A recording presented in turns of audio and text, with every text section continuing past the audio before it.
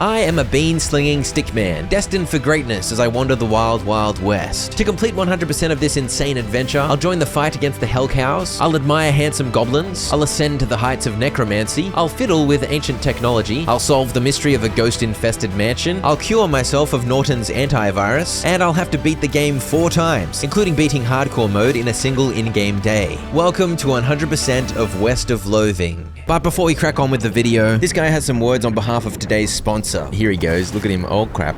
Oh. Big thanks to Stalzone for sponsoring this video. Stalzone is an extraction shooter set in the living open world of the Chernobyl zone, split by factions and full of mutants. The side you choose defines your place in the world as your enemies and allies wage battle over territory, and a story campaign of over 50 hours of cinematic missions will make you feel you're playing a Stalker-like game inside a living online world. It's the only extraction shooter that plays like an MMO, and the only MMO that plays like an extraction shooter. There's no gear loss on death, only the loot you find out in the zone is at risk, and you'll run into both PvE and PvP encounters out in the wild. Mutants, hostile players, events, and faction conflicts. There's also a player-driven marketplace where almost anything can be traded. And with updates every 2 weeks, regular events, and an ever-changing world, the Stalzone experience is dynamic. Right now is a great time to jump into Stalzone, especially if you're playing on North American or European servers. There's a special event going on with unique rewards specifically made to ramp up the fun of your first steps in the zone, so the experience is even more rewarding and exciting for new players. This includes a welcome bonus with the Ranger outfit, the Colt Walker revolver, and other useful goodies to help you on your way. Play Stalzone for free right now and claim your welcome bonus with the code below. Okay, let's get back to it. Enjoy the video. Get him! Get him! Ooh, get the bottle. Get the beans! Oh, get the tumbleweed. Floydson McCletus was wanted for the outrageous crime of protagonizing, and for some reason the reward was a large volume of meat. I had the strangest dream. I was choosing a character class.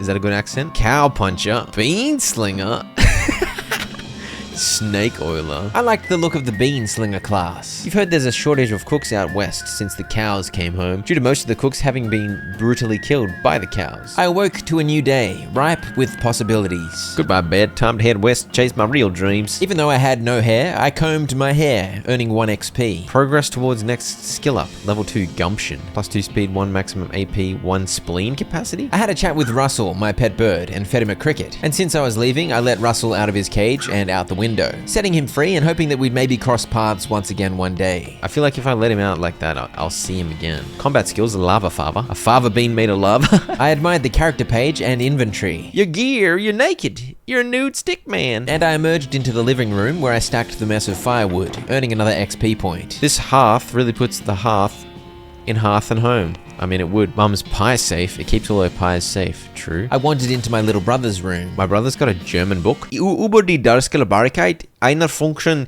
durch eine trigonometry lie. I think my brother's pretty smart, dude. I pilfered from my brother's toy box and yoinked out a puzzle cube. Fiddle with it. XP. 3 XP already, and I hadn't even left home. Clearly I was popping off. Out the front I farewelled my mum, and she had a parting gift for me. Yeah, it's that book you wanted for Crimbo. I know it's early, but I could choose between a lockpicking, desert survival, or bartering book. I went for lockpicking. Bye mum. Gives you the lockpicking expertise skill. Nice. Oh, heck yes. That just reminds me of the Breaking Bad intro. I next said goodbye to Dad, who wore a hat that did not fit his tiny head. I'll grow into it. Probably not. He gave me a parting gift too, passed down from my grandmother. I got a can of infinite beans. Thanks, Dad. I'll put that in my offhand. Can of infinite beans. That's insane, dude. And finally, I said goodbye to my little brother. He was convinced I was going to die on my adventure out west. But it's so dangerous. 60% of the people who go west get killed within a year. And that statistic is from before the cows came home. What is all this business about the cows coming home? Whatever, here I go, on the road to adventure at last, hitching a ride across the Great Plains, stacking turnips while I go. Except it was impossible to account for this rock on the road and the massive bump that it caused. And I was unseated from my vegetable-y seat. I got knocked out for a couple of hours, I got no ride, I got no meat, and no prospects. Oh dear. The town of Boring Springs. Turnip. Dusty Turnip. This drunk fella did not want to be my friend, and the sign said Dirtwater was 300 miles away. I needed a horse to attempt traveling that distance. I was stuck in Boring. I grabbed a chunk of wood from the broken hitching post, a melee weapon, and I had a look at my map. Make your own damned guide to Boring Springs and its environs. Oh, I stepped in poo? Oh. Ooh. The BS Horsey proprietor had gone drinking, so I headed into the saloon instead. I was greeted by this handsome old goober Crazy Pete, who got cranky at me because I wasn't wearing a hat. You can't drink in here without a hat, it ain't proper. Lucky for me, there was a hat box, so I grabbed a barely enchanted Stetson. And then I immediately went over to inspect the spit bucket. Yeah, it's full of spit. Regular spit, gross tobacco spit, chewing gum, and it looks like a few teeth as well. Look closer. You are now on your hands and knees peering into a filth-encrusted spittoon. I don't understand what's wrong with you. Wait, is there something shining at the bottom? Get it. Even before you touch it, you can feel the grossness in the air, like a greasy fog enveloping the stinking brass horror. You plunge your hand into the awful soup. It makes a sound like glop. Your skin is burning. Your eyes start to water. Search. Your fingers make contact with something. You pull your hand out of the devil's tureen slowly, not daring to risk splashing the contents all over yourself. You appear to have gotten some kind of ring, probably some kind of disease as well. Congratulations. A riveting story of disgusting spit, with a nasty ring as my prize. The ring gave +1 muscle, +1 mysticality, and +1 moxie. This game's version of strength, intelligence, and dexterity. This woman at the bar simply glared at me, so I didn't dare disturb her, and this raggedy fella told me he was the town hostler, and I said I don't know what that is. I'm the town horse selling guy. He told me the horses kept flying out the door, that is, running away. And me being in here drinking instead of watching the horses is probably how they keep escaping. He headed back next door to his horse shop while I checked in with the barkeep. I learned there was a 25 meat reward for lost mugs, and I asked her if there's any way I could help out. There's a goblin loose in the basement? I told her I could handle a goblin, and she gave me some weak fungicide. Let's go to the basement. Down to the basement I went, where I picked up an old newspaper, and I grabbed a bottle of Nurse brand whiskey. Attack the goblin. Oh my gosh. I'll deal 5 to 6 damage with melee, 3 with pistol, 9 with a lava father. I'll get 4 armor with the bean shield. Costs 1 AP. I have 1 action point here. I could use the weak fungicide to deal 25 damage, which would one-hit the goblin. How much health do I have? 20. Weak fungicide. Dead. Get owned. Yes. Oh, gumption level 2. And so I won my first turn-based battle against the drunk basement goblin. I took care of the goblin. 200 meat. I took those earnings and immediately bet 20 meat at a hand of poker. I get a pair of 10s plus a 2, a 3, and a king. Bet aggressively. I had various options based on my stats. I'd been able to bet aggressively thanks to my moxie stat. And even though I definitely had a losing hand, I used my outfoxing skill to bamboozle my opponents. I think I lose, right? Outfox them. You explained that jacks are worth 9 points each, giving the guy on the left a total of 21 points to the gal on the right's 20, and you're 25 plus a king. And the king represents King Ralph IX, whom the Western colonies revolted against because of unfair taxes, so they owe an extra tax of 10 meat each. They nod in understanding and push more meat across the table at you. I never knew poker was such a complicated game, but that all sounds reasonable to me. And so I won 50 meat after betting 20. I headed next door to the BS Horsery. It's gonna cost me 1,000 meat. I chatted to the hostler, who told me he'd pay me 300 meat for each of his horses I brought home. He marked 3 spots on the map for me, and gave me some pigeon-infused oats to feed the lost horses. So they're homing pigeon back. I chatted to the guy at the trade stall. Step right up. Raid's the name, trade's the game. He proposed some very strange trade offers. Sheriff?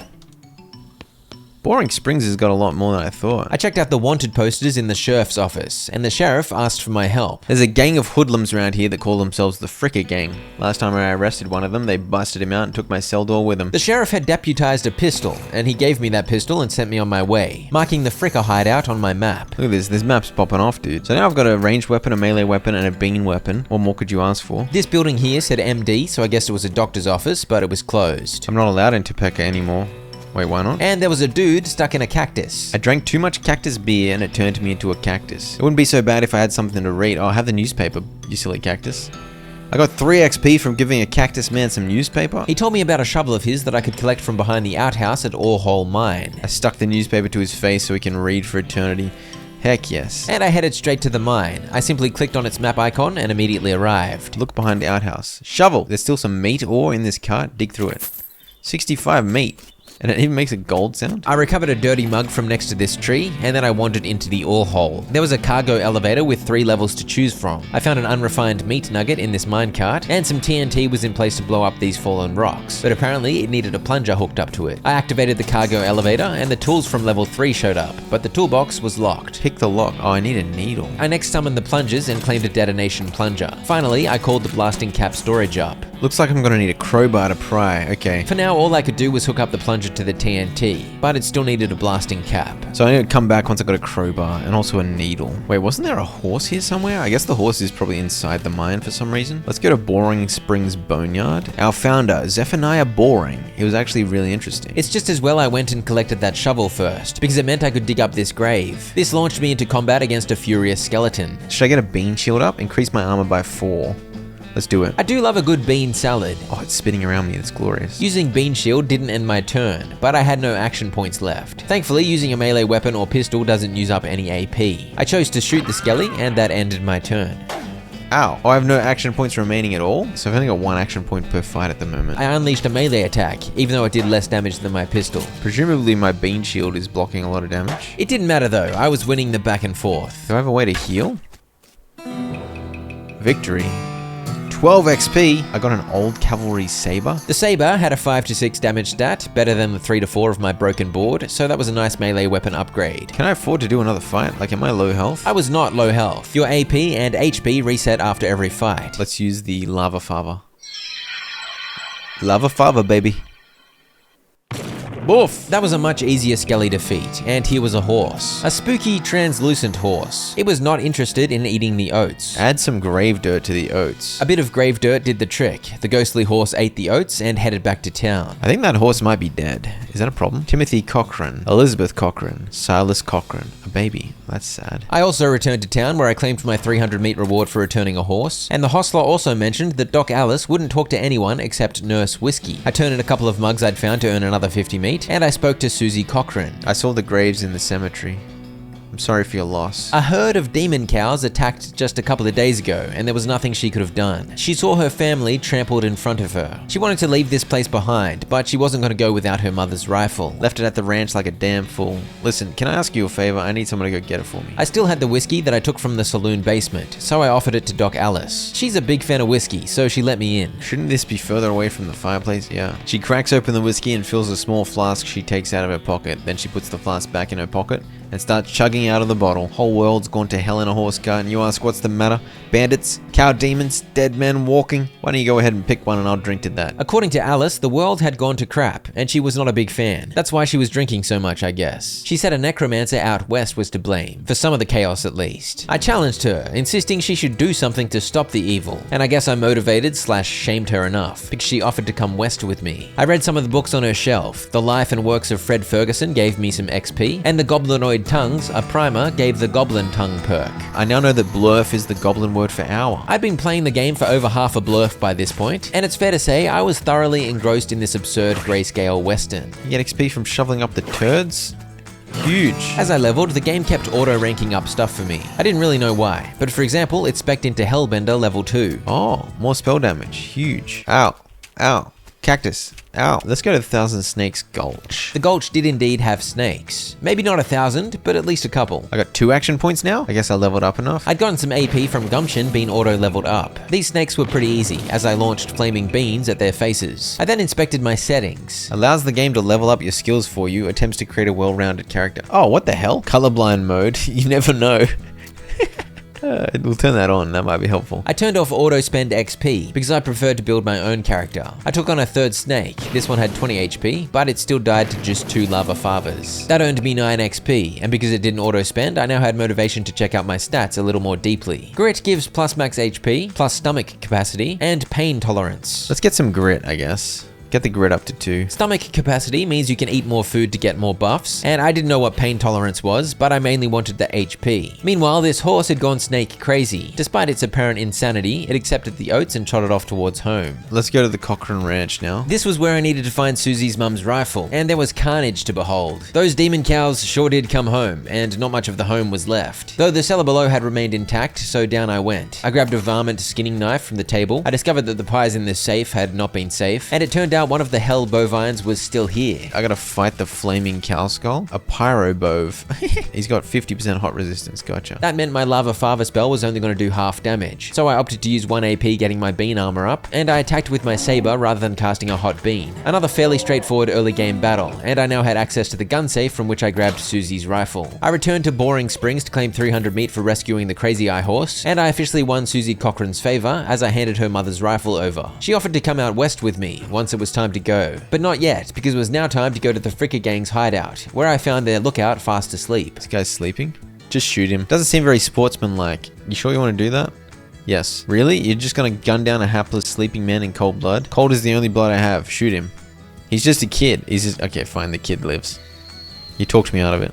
Let's wake him up instead. Rather than murdering Thud, I managed to talk him out of the bandit life, and he wandered off to redeem himself by starting a new life on the right side of the law. I got the perk Honorable. Honorable options will be available in some situations. Okay, good. I mean, I was going to try and shoot him until I found out it was Kid, so I don't know how honorable I actually am. I found a beer barrel cactus, but I couldn't collect from it without the foraging skill, and I claimed some goodies from this crate. I then headed into the cave, the Fricker Gang hideout proper. There was another sleeping dingus in the bath, or maybe a trough, and I asked him an important question. Psst, can you pass the soap? He sleepily passed me the soap. I then tied him up. 2 members of the Frickers were actually conscious, playing cards. Howdy boys, deal me in. Who are you and how'd you get past Thud and Soapy? What do you want? I'm here for the sheriff's door. I'll show you the door to hell. This was my first fight against 2 enemies. Wimpy Fricker has 20 health. Snipe Fricker only has 5 health. I used my bean shield, which provides armor, but armor only reduces damage taken from melee attacks, so it was useless in this fight, since both my foes had guns. I one-hit Snipe with my saber, and Wimpy did barely any damage, so the fight ended up being an easy one. And so the Frickers got what was coming to them, and I was free to pilfer their loot and recover the sheriff's beloved door. I picked up the entire flamin' door. I returned the entire flamin' door to Old Mate and earned a whopping 400 meat for dispensing justice. And then he asked me for a new lock because he reckoned a jail door without a lock was a bit useless. I was inclined to agree, so I paid Braid the trade guy a visit and traded him some soap for a lock. What a random trade. Thank you, Braid, you idiot. The sheriff put the lock on the cell door and then immediately dropped the key into the locked cell. So now he wanted me to pick the lock so he could get the key back. I need a needle. How do I get a needle? I ran around trying to find a needle. I did manage to sell Stinky Pete some meat ore, because apparently he's a mining and ore expert, but I found no needles, except the needles of some cacti. I got the mostly scabs perk from running into cacti. Plus 5 health. Nice. I have enough meat to buy a horse now. I spent 1,000 meat buying the pale horse, because I thought it would be nice to ride a ghostly steed. That was my first achievement, and I noticed there were also achievements to get the other 2 horses. So this was when I first realized I was going to have to do at least 2 more playthroughs. I feel like Spectre is just a sick name for a horse. I'd happily call my horse that, even if it wasn't ghostly. I also got a complimentary map. Southeast West map.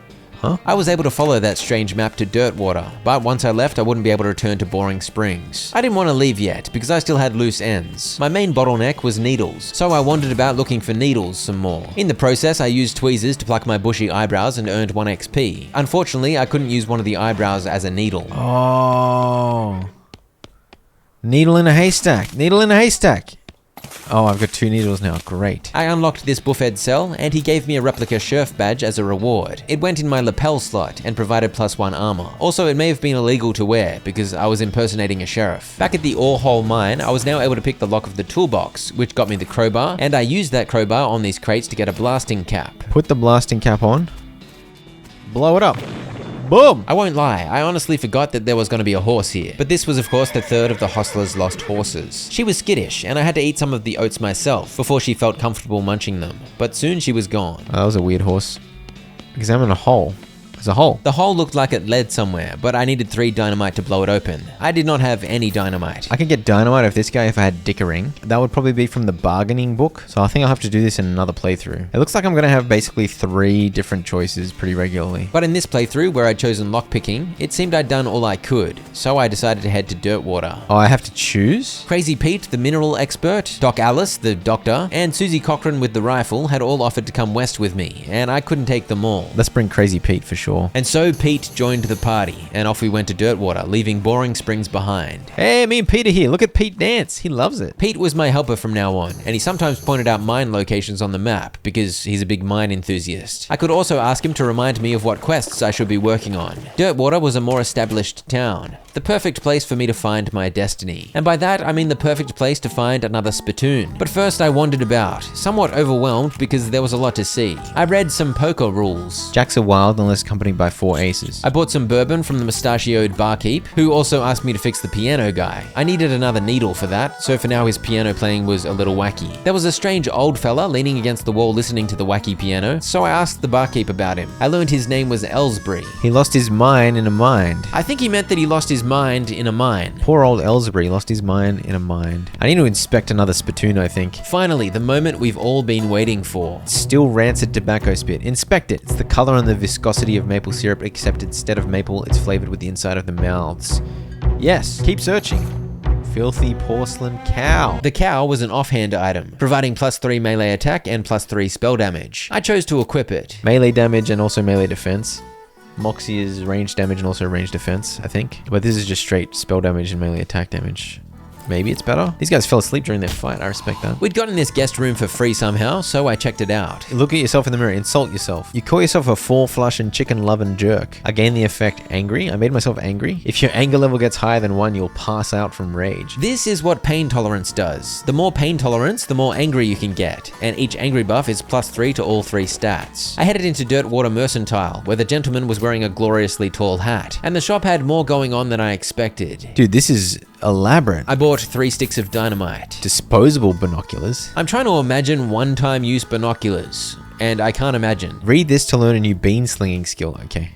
Bye. I also sold some random crap before giving the bean book a read. Oh, learn bean golem? Are you serious? There were 2 other options, but of course I picked bean golem. Dirtwater post of ice. I bought flowers from this little girl for 50 meat. Goes in your offhand and you have 15% stench resistance. I heard in England the horses are backwards. The stench resistance from those flowers made it genuinely one of the most useful items in the game. No exaggeration. I headed into the jail and offered to be the sheriff. For some reason, I was not given the job. I got rejected from being a sheriff. I can't believe it. And yet it was up to me to read these 2 wanted posters and go after the criminals on the loose. With that, 2 new locations were added to my map. There were quite a few empty cells here, so I got the feeling I had a lot of work to do filling them up. I opened up the big old map and figured it was time to adventure. And on my way to the desert house, I was interrupted by the discovery of an abandoned minecart, from which I claimed 2 unrefined meat nuggets. These random encounters happened willy-nilly, almost every time I traveled anywhere. I trotted over to the desert house and I had to be sneaky. Some wanted bandits were holed up here, and I preferred that they did not see me coming. But there was no avoiding being seen by the angry dog in the kennel. So my sneaking failed, and the gang inside the house was alerted. Oh, Pete's in here with me. Let's go, Pete. Summon Bean Golem.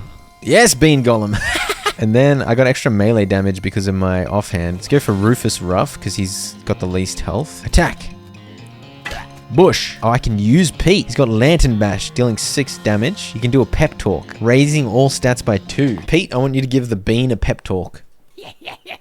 Yes, the bean's got a pep talk. You'll love to see it. Oh, my bean got shot. My bean's getting shot at, but then Pete gave him a pep talk, so what does he care? Oh dear, they shot Pete. Oh, the bean just attacked on its own like an absolute beast. I used up my 2 action points summoning the bean golem, so I was only able to use melee attacks. Give yourself a pep talk. Pete just gave himself a pep talk. He's still gonna die though. Oh crap! Is he dead forever? That is how Crazy Pete died, with several bullets to the face. But don't worry, my bean avenged him, and justice was served to the old house gang. Desert Gang 6 gun and I got a black hat. Pete, are you dead?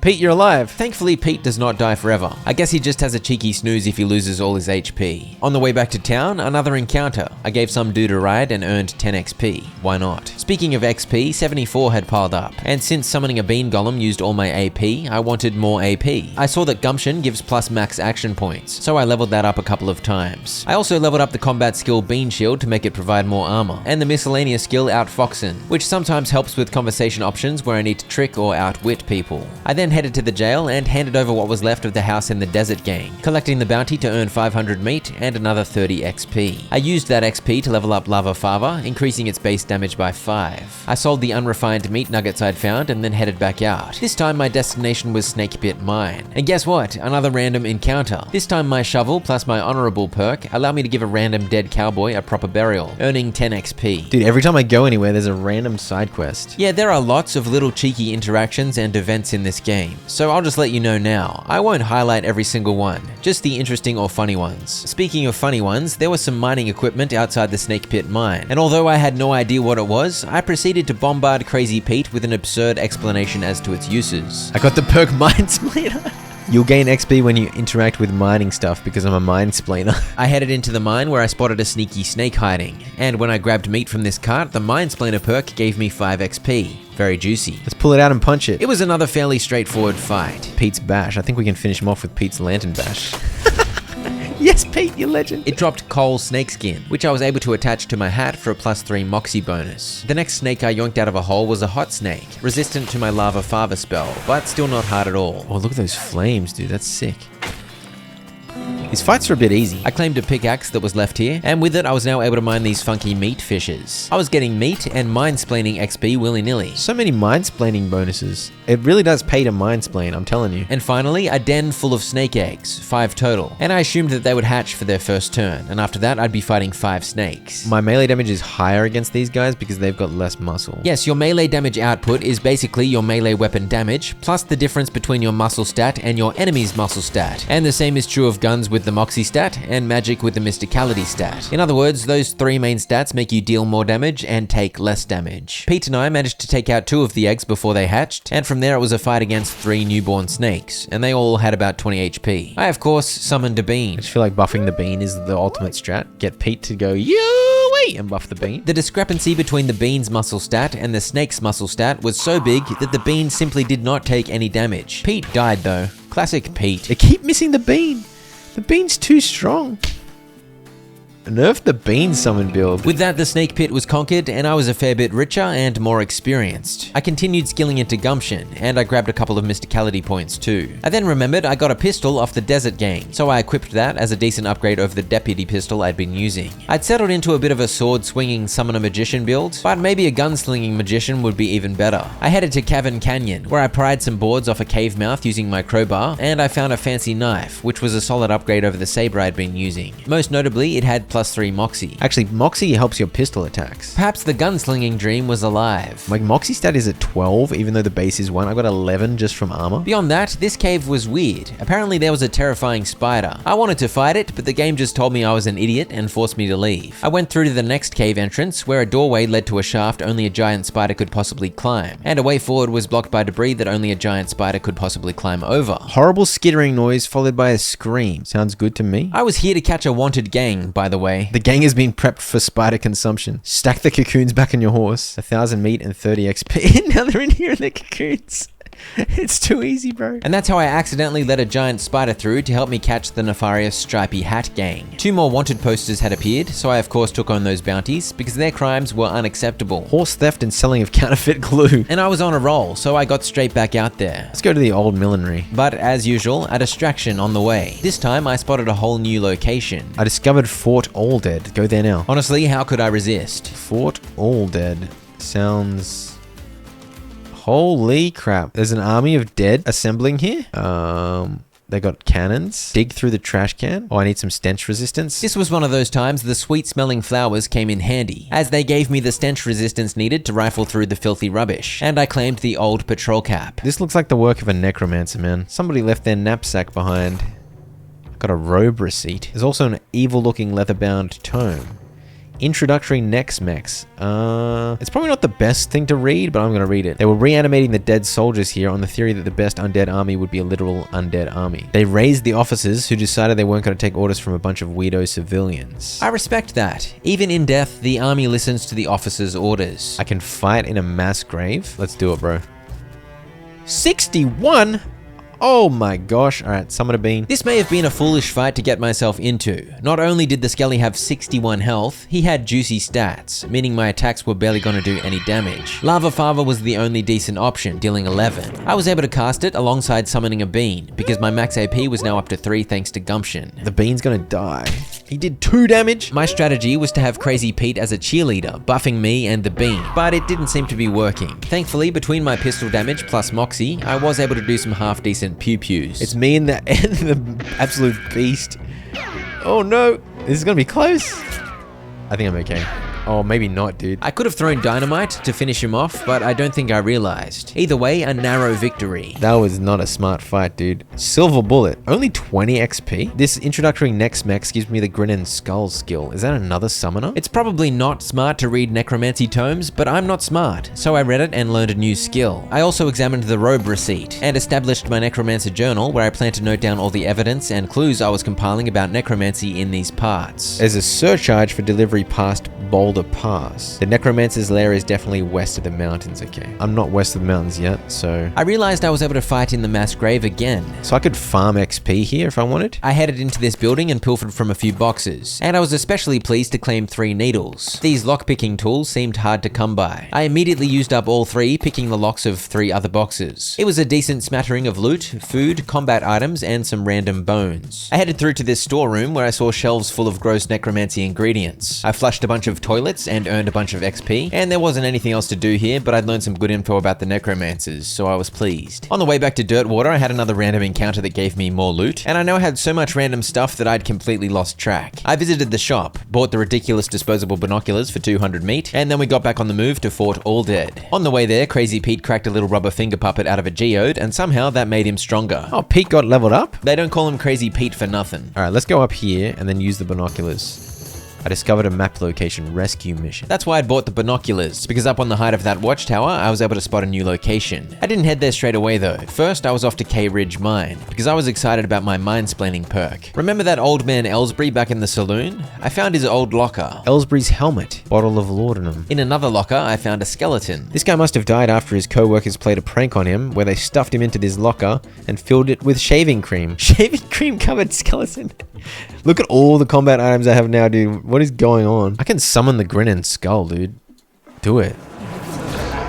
Oh. That's a move that you throw at them. I thought it was like an actual summon.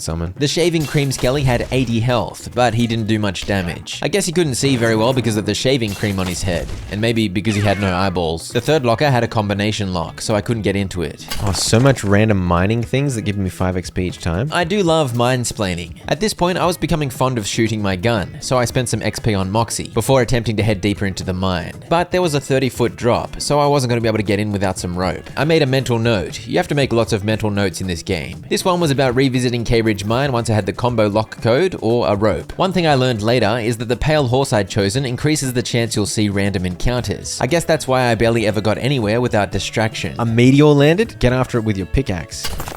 1,537 meat and stardust? Oh, but my pick melted from the heat of the meteor. I mean the heateor. What? I didn't want to lose my pick. That was juicy loot, but I was a bit sad about the pick. Do you have more picks? Crap. Ellsbury. Here's your helmet, dude. Ellsbury snapped out of his trance, curious as to whether I'd found anything else with that helmet. I gave him the bottle of laudanum, which presumably he glugged down immediately. In exchange, he regaled me with a story. Tale about a nightmarish windswept monastery where ethereal scholars protect and serve ethereal people. Sounds good, Ellsbury. I then played poker, and I had various options for each hand based on my stats. I had no idea what was going on, and I lost heaps of meat, until I finally won most of the meat back, at which point I swore off gambling. As I embarked on another adventure, I spotted the humming cave, and it seemed I had a rule. If I discovered somewhere new, I had to go straight away. What's this shiny bush? Weird purple grass. These rocks are weirdly organized, that's true. Hello? A snake wouldn't let me by without a struggle, so a struggle it is. I stuck with my strategy of getting up a bean golem summon, a bean shield, and then shooting while Pete acted as a cheerleader, buffing both me and the bean. A flawless strategy. Although I was offended that this snake shot lightning at me. I would have preferred he invoke Zeus's wrath on my bean. This zappy snake dropped some electric snake skin. Put it on your hat to add +7 spell damage. Wow, what is that thing? Oh. I just went through a portal. This looks dangerous. What the hell? The monolith is dark. A huge cave-in. Yeah, a weird device. Take it. I got a strange stone arrow. This was called the Humming Cave, and I guess this weird ancient tech was responsible for the humming. Okay, so I'm not sure what the deal with that is. Let's go to the old millinery again for the 50th time. I keep getting sidetracked. Oh, okay, we'll go to the professor's house again. I got sidetracked again. It's impossible to resist a new discovery, and this time it was the strange stone arrow I just picked up that led me here. I wandered in and continued the tradition of getting XP from vanities and toilets. The microscopic mites that live in your eyelashes seem to be getting along just fine. That's great news. Flush the toilet for 4 XP. This professor had a funky device that looked similar to the stuff in the humming cave. I told him the strange stone arrow had led me here, and he explained. This is El Vibrato technology. They were an ancient race that lived here before humans. He said the strange arrow was a transponder, and he fiddled with it to get it working properly. It's gonna lead me to abandoned technology, but it might also attract unwanted attention. From what? So I'm gonna have to fight some ancient tech? He said he'd be able to further his research if I brought him 5 El Vibrato scrap. He wants to get his keystone fabricator running. I vowed to keep an eye out for scraps, and finally actually made it to the millinery. I had no idea, but I guess millineries make hats. It's the law, skedaddle! The bandits scatter like cockroaches. There were quite a few hat rooms in the millinery. In each were a bunch of hats, and at first I was confused. I interacted with one of the hats, and then my goal here became clear when one of the bandits shot me. So these are puzzles? Well, clearly it's this one. I sniffed out the sneaky bandit and tied him to a post. Room 2 wasn't so simple. All of these hats appeared identical. I somehow gaslit myself into thinking that the hat at the end had a wider dent. No, I was wrong, and the room 2 bandit freed her friend. What am I looking for? Watch very carefully. Wiggle wiggle. Oh, it wiggled. It wiggled. It did indeed wiggle. You wiggled, you idiot. I did the first room's puzzle again because apparently when he was freed by his friend, instead of fleeing into the desert, he returned to hide among the hats. And then it was time for room 3. Another easy one, as there was a clear odd hat out. But in room 4, I was stumped. I was staring at the hats, trying to decipher some distinguishing factor. It turned out I needed to move around next to the hats for this one. I can hear them sleeping, dude. I do the exact same thing when I play hide and seek with my kids. I find a comfy spot and hit the snooze. Okay, one more to go. This one had me thoroughly stumped. It seemed to me there was nothing in the room to give any indication as to where the final bandit was hiding. I eventually left the room and discovered I couldn't enter this office because it was locked and I lacked needles, but I realized this piano was capable of playing some tracks. I had in-game music off, so I turned it back up so I could get the vibe. Back in the room, the hiding bandit couldn't resist whistling along to the banger tune, I guess. And so I finally conquered the bandits of the Hat Factory. I somehow transported the Black Hat bandits all the way back to Dirtwater, where I claimed my 1,000 meat reward. There was another bounty on the wall. The Gherkin brothers. I used to love the word gherkin, like high school days. I don't know why. I haven't said gherkin in a long time though. It's a good feeling.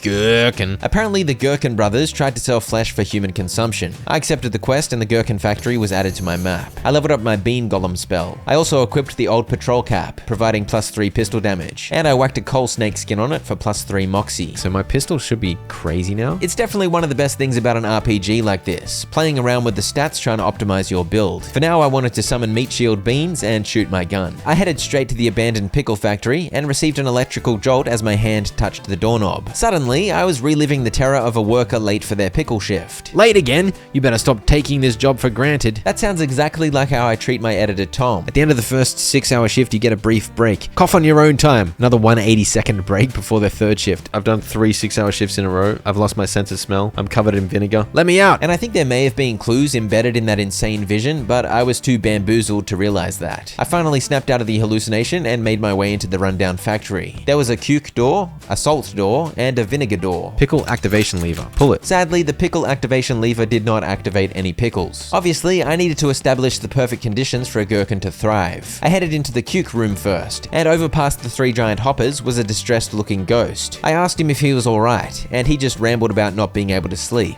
I decided to try and put him out of his misery. There's a bunch of cucumbers flying around to fight me? Oh gosh. Is a bean stronger than a cucumber? The ghostly cucumber in front was blocking access to attacking the ghostly man, so after getting my bean spells up, I shot at it. And I soon had the answer. Beans are stronger than cucumbers. Cucumber versus bean action. Okay, the ghost only hit him for 2.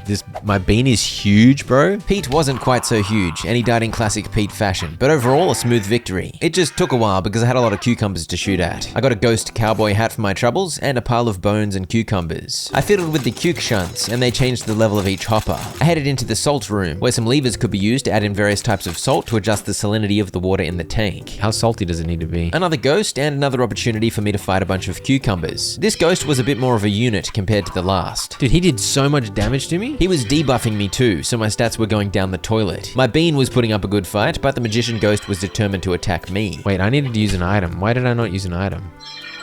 I just let myself die? I didn't die because I had enough pain tolerance to stomach the defeat. It just made me more angry. Before trying again, I used the XP I'd been floating, probably a good idea. And this time I didn't muck around. I used a bunch of items immediately. Silver bullets and chemical bullets to take out the first cucumber. Combat items are pretty flamin' strong. You can use as many as you want. With that set up, I was able to begin chipping away at the Ghost Bandit's health. And it also helped that he targeted the bean this time for some reason. He dropped a salt-crusted skull and a ghost pistol. A solid damage upgrade. I moved on to the vinegar room, featuring a big bellows plus furnace situation. And this ghost was more specific about why he was so agitated. The temperature of the vinegar contraption was all wrong. I wondered if I fixed that he'd calm down, but I had no idea what temperature it was meant to be. Oh, hang on, there's clues. The bones the first two ghosts had dropped had clues on them. The cucumber guy's drop said all the same, all the same. So I figured the hoppers needed to all get to the same level. After a bunch of mucking around, I finally made that happen. This thing says 976 on the back. I tinkered with the lever until the meter read 976. No worries. And I could only assume that this final ghost would drop a hint regarding the appropriate temperature for the vinegar business, so it was time for another fight. This ghost bandit wielded a pistol, and the biggest issue here was that he had 100% spooky resistance. I had just equipped the ghost pistol, which deals spooky damage, so I wasn't able to use my best damage dealing source. Thankfully, the bean was dominating the cucumbers and absorbing all the damage, and I used a chemical bullet to deal big damage and poison the bandit before reverting to using my tiny knife. But this quest certainly tested my combat limits unlike never before. Despite the fact that he had no legs, that ghost dropped my first pair of pants. And the final clue. The vinegar's soaked bones, 190. Okay, so it needs to be way higher. I shoved in tons of coal, but then it got too high, so I turned the release valve to let out a little steam. And then it got to the point where it seemed like I could only get to 193 or 183, because I could only move up or down by 5 or 10 degrees at once. Add a bunch of coal and see if it does something different.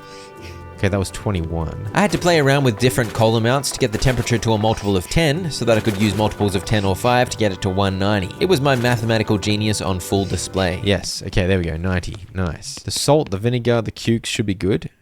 Pull it.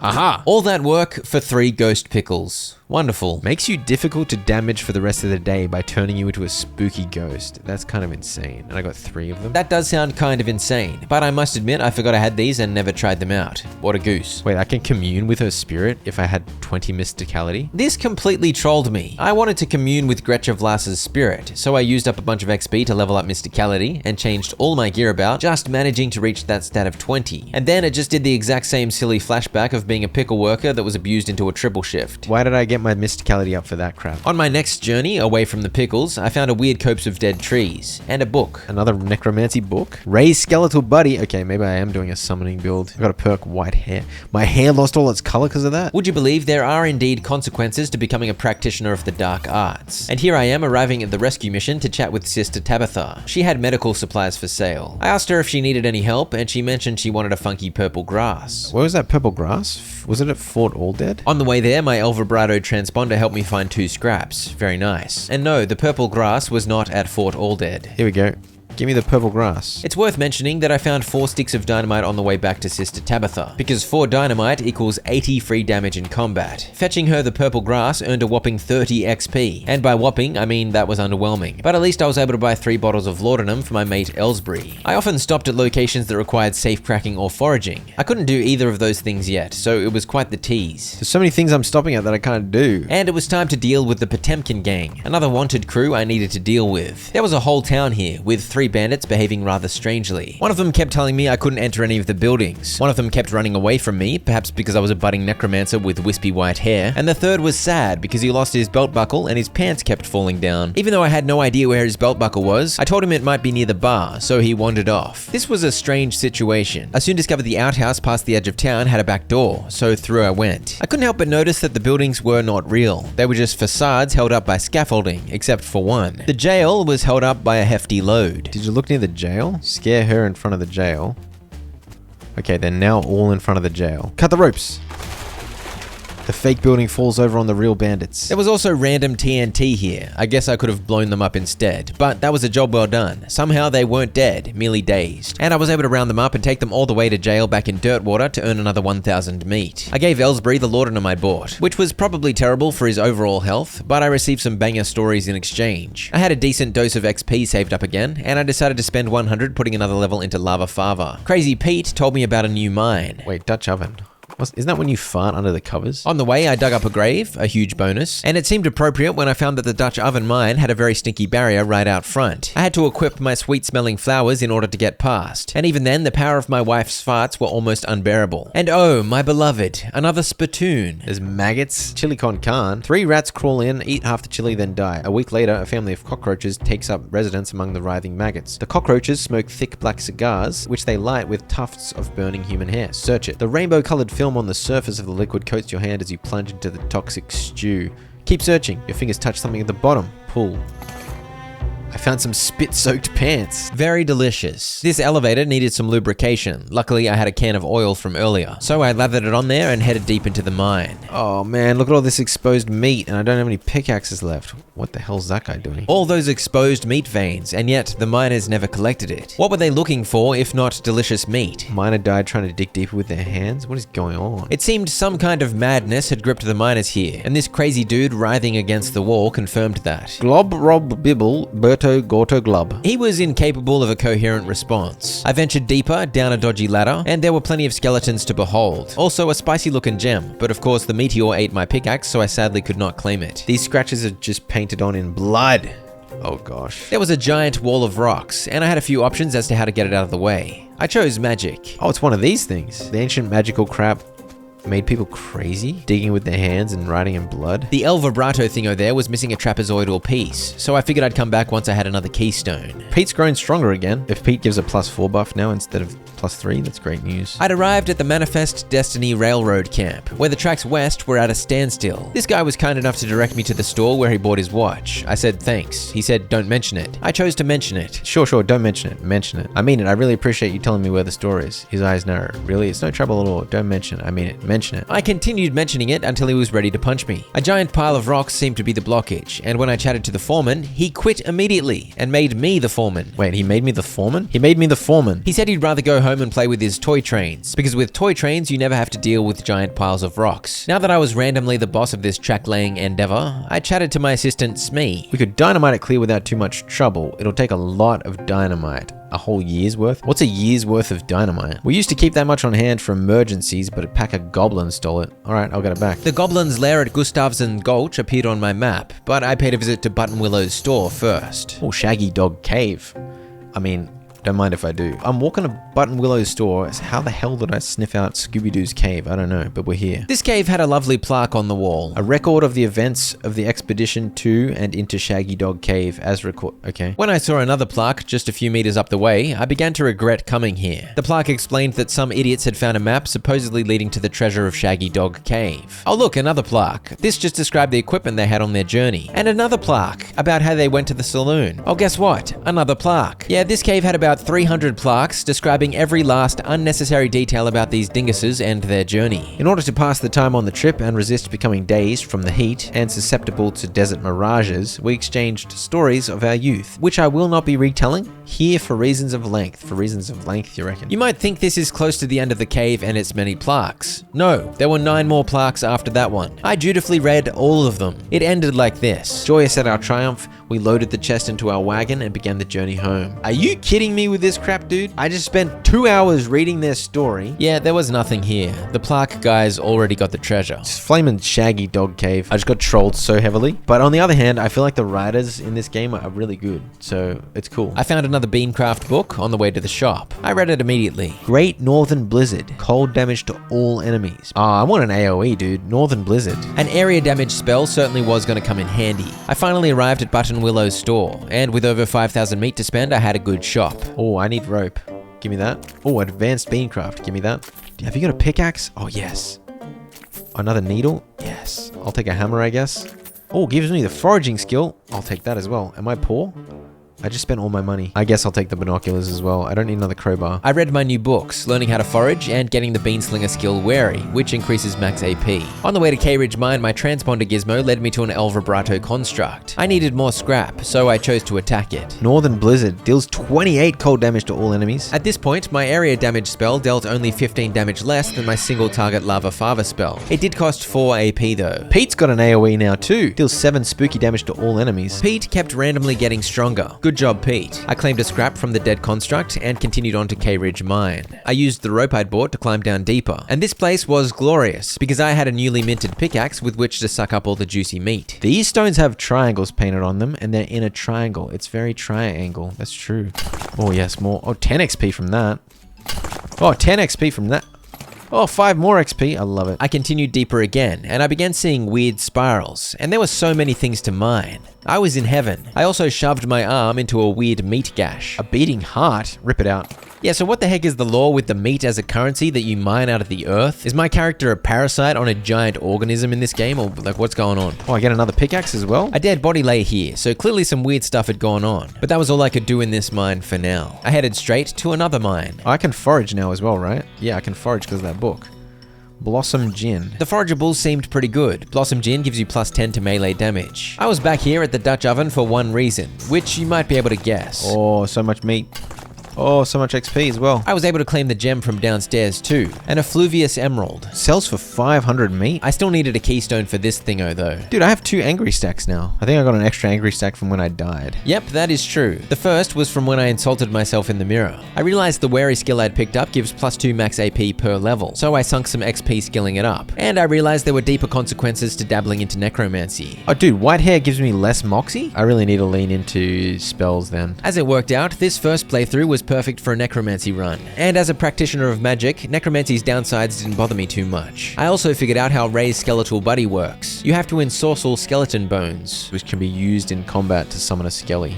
Nice. At this point, I spent quite a while staring at my character sheet theory crafting, realizing what I've alluded to. While in the early game with low max AP and dodgy stats, melee and pistol attacks had been handy, but now I needed to lean into being a caster, prioritizing mysticality and using necromancy and bean summons for extra defense. I also finally understood the pain tolerance stuff I mentioned earlier. My pain tolerance is now 2 and I currently have 2 angry. With pain tolerance of 3, if I die again, I don't actually pass out, I just get more angry. I didn't pay enough attention to Hellbender, dude. It's only 50 XP for a bunch more spell damage. I should keep getting Hellbender as well. Okay, nice. I next found myself at Dynamite Dan's. Hello, Dynamite Dan. It looks like you've had some accidents, bro. What the hell have you been doing? A year's supply of dynamite. Oh. This was another way to blow up the rocks blocking the railway. I could just spend 5,000 meat. My thinking was I'd rather not use up that much money, so I headed to bother the goblins at Gustavson's Gulch. Who's this big fella? This is the mayor of the goblins. I learned how to speak goblin tongue way back when I read a book about it at Doc Alice's bookshelf in Boring Springs. So rather than just fighting, I was able to talk to and then outthink the goblin, using outfoxing level 2. Don't you want to fostering better of human-goblin relations?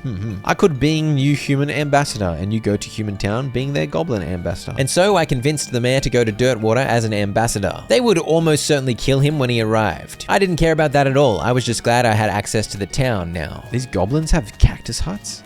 They have so many cactus huts? At the end was a treasure cave, locked. Obviously. The reason I was here was to try and find a year's worth of dynamite, and it was a fair guess that it would be behind that door. I began checking in all the cactus huts for a key. I listened in on a goblin performance of Hamlet. To being or not to being? Oh, that is a question. Oh, problems. If dreaming crazy when living, what dreams having after dying? Wow, pretty weird probably. That earned me 20 XP and made me feel extremely cultured. In the next hut, I found a folder labeled important secrets, and I learned that there's a spare key drawer in 69105 of the storage hut. I found red herring storage, and then the real storage. Look in drawer 69105. Yes, look in random drawer. Gulch Goblin Lollipop. Look in a more random drawer. Goblin Sandwich. Look at an even randomer drawer. Goblin trousers. I found a hut with bookshelves, so I read some books. One was about bird calls. I also dragged some smelly goblins out of a couple of the huts, and I felt very strong in these fights against multiple enemies. I only had enough AP for one Northern Bean Blizzard, but between that and a bean summon, it was more than enough to dominate. I used the key I had stolen to get into the treasure cave. There was a goblin guard. This goblin is paying more attention to their book Goblet than you. Because I watched the goblin's version of Hamlet called Goblet, I knew the ending, so I began spewing spoilers and this guy fled the cave. He did not want to hear the spoilers. The next guard was whittling a wooden bird call and was clearly a bird watcher. So I used my new bird call skills learned from that random book I read, and I whistled like a great crested grebe. He ran out with his binoculars to try and spot the bird, but I had no tricks up my sleeve for the third and final guard. He was pretty strong with a hefty 76 hit points, but it wasn't a difficult fight. I had too much bean damage. I need to pick the lock. So much meat. A year's supply of dynamite. I need needles to pick these locks. I need a reliable source of needles. I dumped some XP into Hellbender to get 8 more spell damage. I sold so many unrefined meat nuggets, and I stumbled across Lazy A Dude Ranch. Haystack, man. Give me a needle. Someone was washing ferrets in this thing? Beautiful. There was a burnt down ranch and some huts some hippie types had set up. I bought some useless herbal remedies for some reason, and I traded my patrol cap to this guy in exchange for his strange head sack. It was a +4 muscle hat. And finally, there was Louise Lathrop, a Baker School graduate who had fallen in with the other 2 idiots because they talked big about natural grains. Turns out, all they did was get silly on loco weed. Okay, if I hear that someone needs a baker, I'll tell this woman, Louise. There was also a lot of manure here. I then returned all the way to Dirtwater with my needle, which I used to fix the wind-up piano man, finally finishing that quest for the barkeep and gaining 20 XP. I also finally remembered to hand the remains of the Gherkin brothers in, completing the final bounty at the jail and earning a hefty reward. So they would have gone in there if I arrested them, but I killed them. Fully populate the Dirtwater jail alive. Oh, I think I killed 2 out of 5, so I can't do that achievement in this playthrough. I'm definitely doing multiple playthroughs here. I returned to the train with my year's supply of dynamite. Don't you have a longer cable? Alright, we're doing it. Yeah, but what the heck? I can magic it away, but I want to fight, dude. I want to fight. It's like the first area is a boss. Okay, we summon. I activated my bean shield and I began casting lava favas. I had Pete buff me, and the big rock monster did 5 damage to all of us and then crunched the bean. Both the bean and Pete died, but they provided a wonderful meat shield that helped me secure victory with a few magical bean launches. I beat the rock boss. Alright, the train's going. Suddenly, I was clear of the mountain range and able to head further west. I got on the move towards the next railroad camp, which appeared to be stalled again at a canyon. But once again, I spotted a new location and that drew my interest, because of course, I was sidetracked towards Fort Memoriam. Inside, I found a few legendary nerds enjoying the wonders of toy soldiers, toy cows, and weird dice. I gotta recreate some battles. Let's start with the early skirmish. These Warhammer figurines were recreating famous battles from when the cows came home and unleashed chaos upon humanity. And once I jumped inside the recreations, I was playing on the side of the cows, with set bovine troops available to me in each challenge. In this one, I was the Bovamind, with 2 demon dinguses who gave me 1 AP each per round. It was basically a puzzle, figuring out how to use the AP available while also surviving, while also taking out the enemies. I was a bit clueless on the first attempt, but in my next go, I spammed Hell Rays, increasing the Bovamind's stats by 5 on turn 1. My Wall of Beef tanked the swordsman's turn 1 swings, and because my stats were up, I only took 2 damage from the pistol. Using the AP my demons provided, I gave myself 2 more to all stats, and now I was completely immune to all their damage, due to my stats being through the roof. From there, I finished them off for a win. I next jumped into Lobber's Battle of 1886, where once again, I had the Bovamind, along with a big chonky cow and another AP witch slave. I learned that my cow auto-attacked enemies in front of it for 9 damage, so after 1 loss, I adjusted my strategy. Because now the cow will one-hit them, right? I one-hit a nerd, and the cow did indeed one-hit with his damage boosted up to 10. I did have to employ some heals to keep the Bovamind healthy, but getting the cow strong enough to demolish his lineup of idiots was the clincher. Battle of Medley, 1887. Let's do it. In this one, I had Blackest Angus, capable of attacking the nearest entire column of enemies. The solution here was to take out the healer in the back first, to let the Blackest Angus chip away at the front column, and I probably should have buffed my cow so it one-hit the pistol guy, but it worked out anyway, thankfully. And finally, I reenacted the Battle of Cow Ridge. And I have no more AP to work with. I don't have my little AP goon giving me it. Oh dear.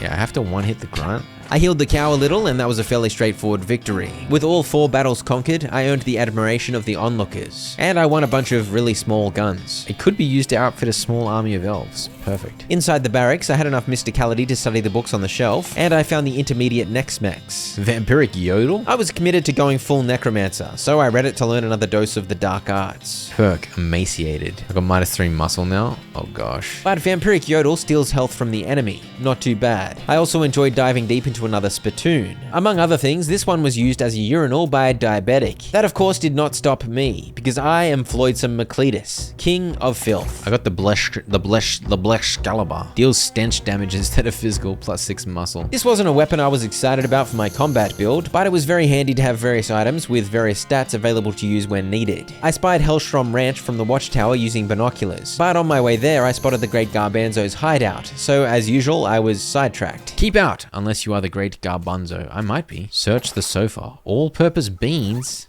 Grab a book. Beans Illustrated. Bro, this is the best place ever. Cook advanced bean dishes and make bean iron cookware. Read it. Oh, now I'm a master cook. Over at the Arcane Oven, I was able to flex my newfound cooking expertise, walking in the footsteps of the great Garbanzo. This place was tied to my bean slinging specialization, and even cooking just something simple, I made beans that give plus 10 spell damage and beans with plus 5 mysticality. Pickaxe it. Bean iron nugget. With bean iron nuggets, I could forge. Dude, I can forge bean iron cookware. I used the one bean iron nugget I had to make a lapel item. The Sheriff badge just has 1 armor, but now I get 7 spell damage. My spell damage is going to go through the roof, dude. I'm going to one-hit everyone with my flavas. I headed to Soupstock Lode, a mine Pete had told me about. And on the way there, he grew stronger again, because he found a boulder with OP written on it. When I arrived at Soupstock Lode, I couldn't resist the region's strange forageables. Oh, I'm getting foraging level 2 just so I can get tuna cactus. Why not? Can of tuna. A can of tuna gives plus 5 to all stats. Pretty good. But at this point, I had 2 stomach, 2 liver, and 2 spleen spots, meaning I could have 2 food buffs, 2 alcohol buffs, and 2 potion buffs active. I only had 2 out of those 6 active currently, because I was hoarding my consumables until I met a combat challenge I couldn't overcome. I was very excited to be in a mine where my mine splaining could once again shine, but this rend in the earth was not mineable. I don't have a suitable vessel? These were not meat nodes. It was boiling soup, because this is Soupstock Lode. I headed down and found a cultist mask. And to go deeper, I was going to need a wrench because this elevator was not functional. I left for now and headed to Hellstrom Ranch. Oh yes, needle in a haystack. They must have had a real barn burner of a party here. Literally.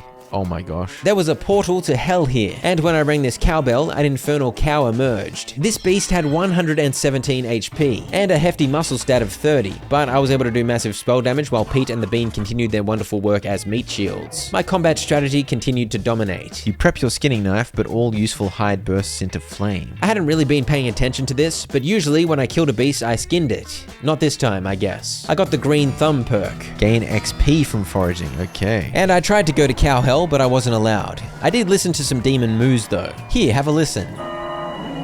That is ominous, for absolutely no doubt. I rang the cowbell again and realized this was an infinite cow spawner. Another way of farming XP, I guess, if I so desired. And I was on a spree, quickfire exploring west of the mountains, with my next stop being West Pole. Loco weed requires foraging 3. I messed with this pile of rocks, and there was an option to make a mystical can, and that sounded like a good fit to me. I was able to make an especially majestic one using 20 mysticality. It gave me 100 XP and a perk. Plus 5 spell damage, insane, dude. And I must say, it also looked beautiful. There were more piles of rocks which I made into more fancy statues, but none of those ones gave perks. Next up was Reboot Hill. This place was a graveyard, formerly known as Boot Hill, but considering the recent surge of undead, it had been named Reboot Hill. There was a troubled ghost, and she explained that all 24 of her family were buried here. She'd come to lay flowers on the grave of her favorite, but she'd forgotten which granddaughter was her favorite and then promptly died in the graveyard, tormented by her inability to remember. She wanted my help, so I coaxed some clues out of her. Her first name ended in a vowel. 40 when she was born. Oh no, 37. Or was it 42? Her first name was longer than her last. She wasn't buried next to any of my daughters. She was the same age as poor Becky, who was always in such ill health. Her favorite hobby was knitting. I fixated mainly on the name clues and the fact that she was buried next to Becky, except there were so many Beckys buried here. Pamela Smith fit the bill, first name ending in a vowel, first name longer than the last name, same lifespan as a Becky. Did her name start with a P? Was it Pamela? No, it wasn't Pamela? But that did confirm that her name started with a PA, which was a good clue. Sadly, I couldn't guess again until tomorrow. I think it might be Patricia Smith then. I was actually still on day 1. I hadn't died or slept yet, so I was sad about this. I was kind of proud of my day 1 rampage, and now the game was telling me I needed to sleep. I dug some graves instead, and then I foolishly waded into a giant pile of skeletons stuck in the dirt. How much health these guys got? Oh, they got a lot of health. Holy crap. We gotta summon a Skelly here, dude. Get the Skelly out. Is he strong? He sucks, dude. He sucks big time. I'm so dead. My AoE Blizzard was only going to do 4 to 13 damage to those 5 enemies, and beyond that, I didn't have much going for me, so this was a disaster and another combat loss. Well, I got an extra angry effect. That was my 1 extra death I had available. Thankfully, I had the pain tolerance to walk that one off, but it seemed I needed to learn some respect for the enemies this side of the mountains. But I still had not died yet, technically. The day 1 dream was alive. Deeper into Reboot Hill, there were 3 big fancy tombstones, and from the first, I read some random letters and grabbed a key fragment. The other 2 were locked, so I was sadly unable to grave rob to my heart's desire. Though off the other way, that desire was fulfilled somewhat as I dug a few graves and finally put something on my feet. Riding boots. I finally got shoes? Unbelievable all this time. 1 AP is amazing, 3 speed is great as well. These tombstones often had insane things written on them, by the way. Also, there were the remains of a graveyard picnic. What the heck? Goes on your lapel, 20 spooky resistance. Maybe I can beat those ghosts with a bunch of spooky resistance. Spooky resistance is indeed good against spooky ghosts. Deeper in plot 3, would you believe there were lots of tombstones? Ate too many wasps. Embroidered herself to death. The skeleton doesn't seem particularly threatening, apart from being a general reminder of your own mortality. Bernard here was scared of some cultists nearby. They're reanimated dead people's skeletons. I don't want to be reanimated. It sounds horrible. I think you already are reanimated, dude. I'll let you know when it's safe, big fella. This guy doesn't understand that he's been reanimated already. So wait, are there cultists somewhere here? Oh, dude, the cultists are going for it, man. Some whirling bones were blocking the way, but I had 20 mysticality, so I was able to dispel them. But then now, do I have to fight the cultists? Maybe if I have some insane food? And so I filled my stomach and liver to grab a couple more buffs before making my choice. I decided to wait a while to see what would happen with their ritual. You hide behind the tombstone and wait. After a few moments, the skeleton wrests itself from the cultist's control and goes on a rampage. Bones and teeth fly everywhere, and none of them belong to the skeleton, if that gives you any indication of how the fight turns out. Seemingly satisfied with the carnage it's caused, the skeleton scratches something into the ground and then shuffles off to the south. A black book on a pedestal. The skeleton wrote Grutch on the ground? Is that its name? Frightening topics in Next Mex. Raise skeletal thrall. Oh, read it. I got thin blood now as well. What's thin blood do?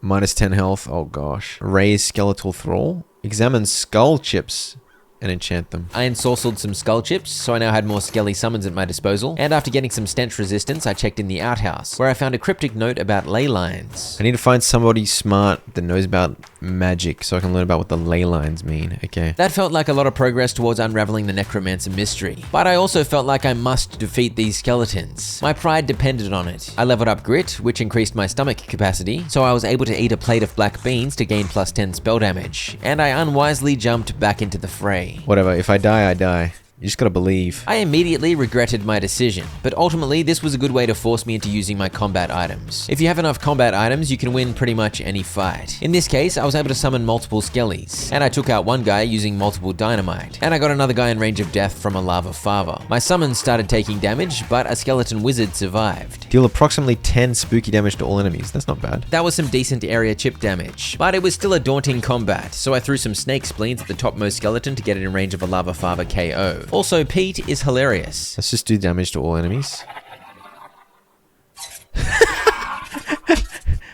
That was sick. The summons did their work of attracting enemy attention, and I had just enough AP to throw out the high damage lava favas. Alright, finish off this guy just with a normal stench attack. I've got 1 AP for next turn, and I think I'm fine. Alright, that cost me like 12 consumables, but we got the big win. 200 XP is pretty huge. And now I can go over here. Here lie the sweet gang. May they never wake up. Take the sword. Sweet sword. The sword was pretty sweet, but not that sweet. Oh well. And then I finally made it to the new railroad camp, without being distracted for once. I chatted to Smee, who pointed out that we were stuck with a hell of a canyon to cross, and he suggested I head to the town of Breadwood, where I could acquire some lumber with which to build a bridge. Off to Breadwood I went. You know the town's gone to pot when the horses are drunk. Drunk horses are a sign of civilization peaking. Over this way, I harvested some tombstone pizza, and I wandered into the mayor's office to ask about help building a bridge. He was not willing to help unless I helped him first, and he had a rather long list of issues to take care of. This is what happened to the last mayor, who had a list of problems longer than 3. Chased him out of town with his breadstick nailed to the top of his head. What do they mean by breadstick? I guess because the town's called Breadwood. Wait, what? I visited the bunkhouse and flushed yet another toilet, which granted me the perk Master of Flushing. Got +3 muscle for all the flushing I've been doing? That's great. I got a camera from a dude that wanted me to take a photo of an owl skeleton. Okay, I'll be back. And this other dude was the old mailman, who pointed me in the direction of a postal way station, because I needed help finding the mayor's lost mail. I then visited the Buttery Biscuit, Breadwood Saloon. I was of course elated to see another spittoon. I shoved my face right in there, much to the disgust of the narrator, who was forced to cover their ears and go la la la la la to drown out my gross behavior. But I did find some spit-soaked boots. 3 maximum AP is crazy, is it not? Yeah, pretty crazy. I put them on my feet with a spitty squelch. Over here was a literal trading post. Advanced beancraft? Yes. Buy some more dynamite? Disables target for 2 rounds is insane. Mind your meat. I bought Mind Your Meat for 2500 meat, and that gave me the dickering skill, making all purchases have a 10% discount. From the Beancraft book, I learned the spell Butterbean, which I rarely use to be honest. It's a stat debuff you can use on your enemies. Well, I should buy the monkey wrench, because I needed it for somewhere. I can't remember where. Where did I need that wrench? I could not remember, but there were plenty of new places for me to visit. I ended up at Wandering Sally's trading camp, where I was happy to purchase 2 needles. I was waylaid by another El Vibrato construct, and I discovered the Big Apple, so I figured I might as well well go check it out. New York looked a little different compared to the movies. The largest road apple in history. Either this was the doing of one giant horse, or it was 200 horses collaborating. Either way, I shoveled it all up and got a decent amount of XP, and that was this entire area. All it was a giant poo. Nice. Thanks to the El Vibrato construct I'd run into, I had enough scrap for the professor. So he got his Duberwacky up and running, and I was able to place another 5 scrap in there to make an El Vibrato keystone. I returned to the lost Dutch oven mine. All right, insert a keystone. It's a portal. It's a portal. Oh, it's another one of these weird places. What's this thing? I've learned the El Vibrato word for toilet. Nokokropacha nonokbezevezom cholakacho puchavejeves. I found an El Vibrato device, and there were a few other dormant thingos that obviously needed something inserted in order to activate them. There was also a device with 3 buttons. I pressed the first button and it summoned an El Vibrato enemy. 80 damage. Get 1 hit, ball. More scraps. Oh, punch card. This was another spot where I could infinitely spawn in enemies. With the second button, 3 enemies appeared instead of just 1, but I realized I could comfortably 2-hit them all with my AoE Blizzard, since my Spitty Boots meant I now had 9 AP, and I could do 2 Blizzards in a row. When I pressed the third button, 5 were summoned. But when you're doing area damage, 5 enemies is basically the same as 3. Well, I own those guys. 100 XP? This obviously got me plenty of El Vibrato goodies too, including punch cards, I had no idea what those were, and also keystones, the equivalent of 5 scrap. Very juicy. I then realized I missed picking up this El Vibrato loop. I tried putting it on my head, and it basically blocked out magical and psychic energy. I returned to the professor's house and showed him the strange device, and he was able to whip up a new Duberwacky, in which I could place 10 El Vibrato scrap to fabricate an El Vibrato battery. I already had enough scrap to make one of those. I also realized I could ask the professor about the Necromancer ley lines. He helped me out with a diagram. Using your ley line diagram, you narrow the location of the Necromancer's lair down to a handful of possible locations, based on the unseen currents of energy that riddle the land. I was zeroing in on the Necromancer, but for now, more El Vibrato nonsense. As I passed the crazy dude in the Lost Dutch oven mine, I was struck with an idea. Put the El Vibrato on the crazy guy. This snapped him out of his insanity, and suddenly his mind was clear. He was an excavator of the unknown, and I guess trying to excavate the unknown had sent him insane. I told him to go back to Dirtwater. Back down in the El Vibrato room, I placed the battery in this thingo. 100 XP, I gained the effect energized. I learned the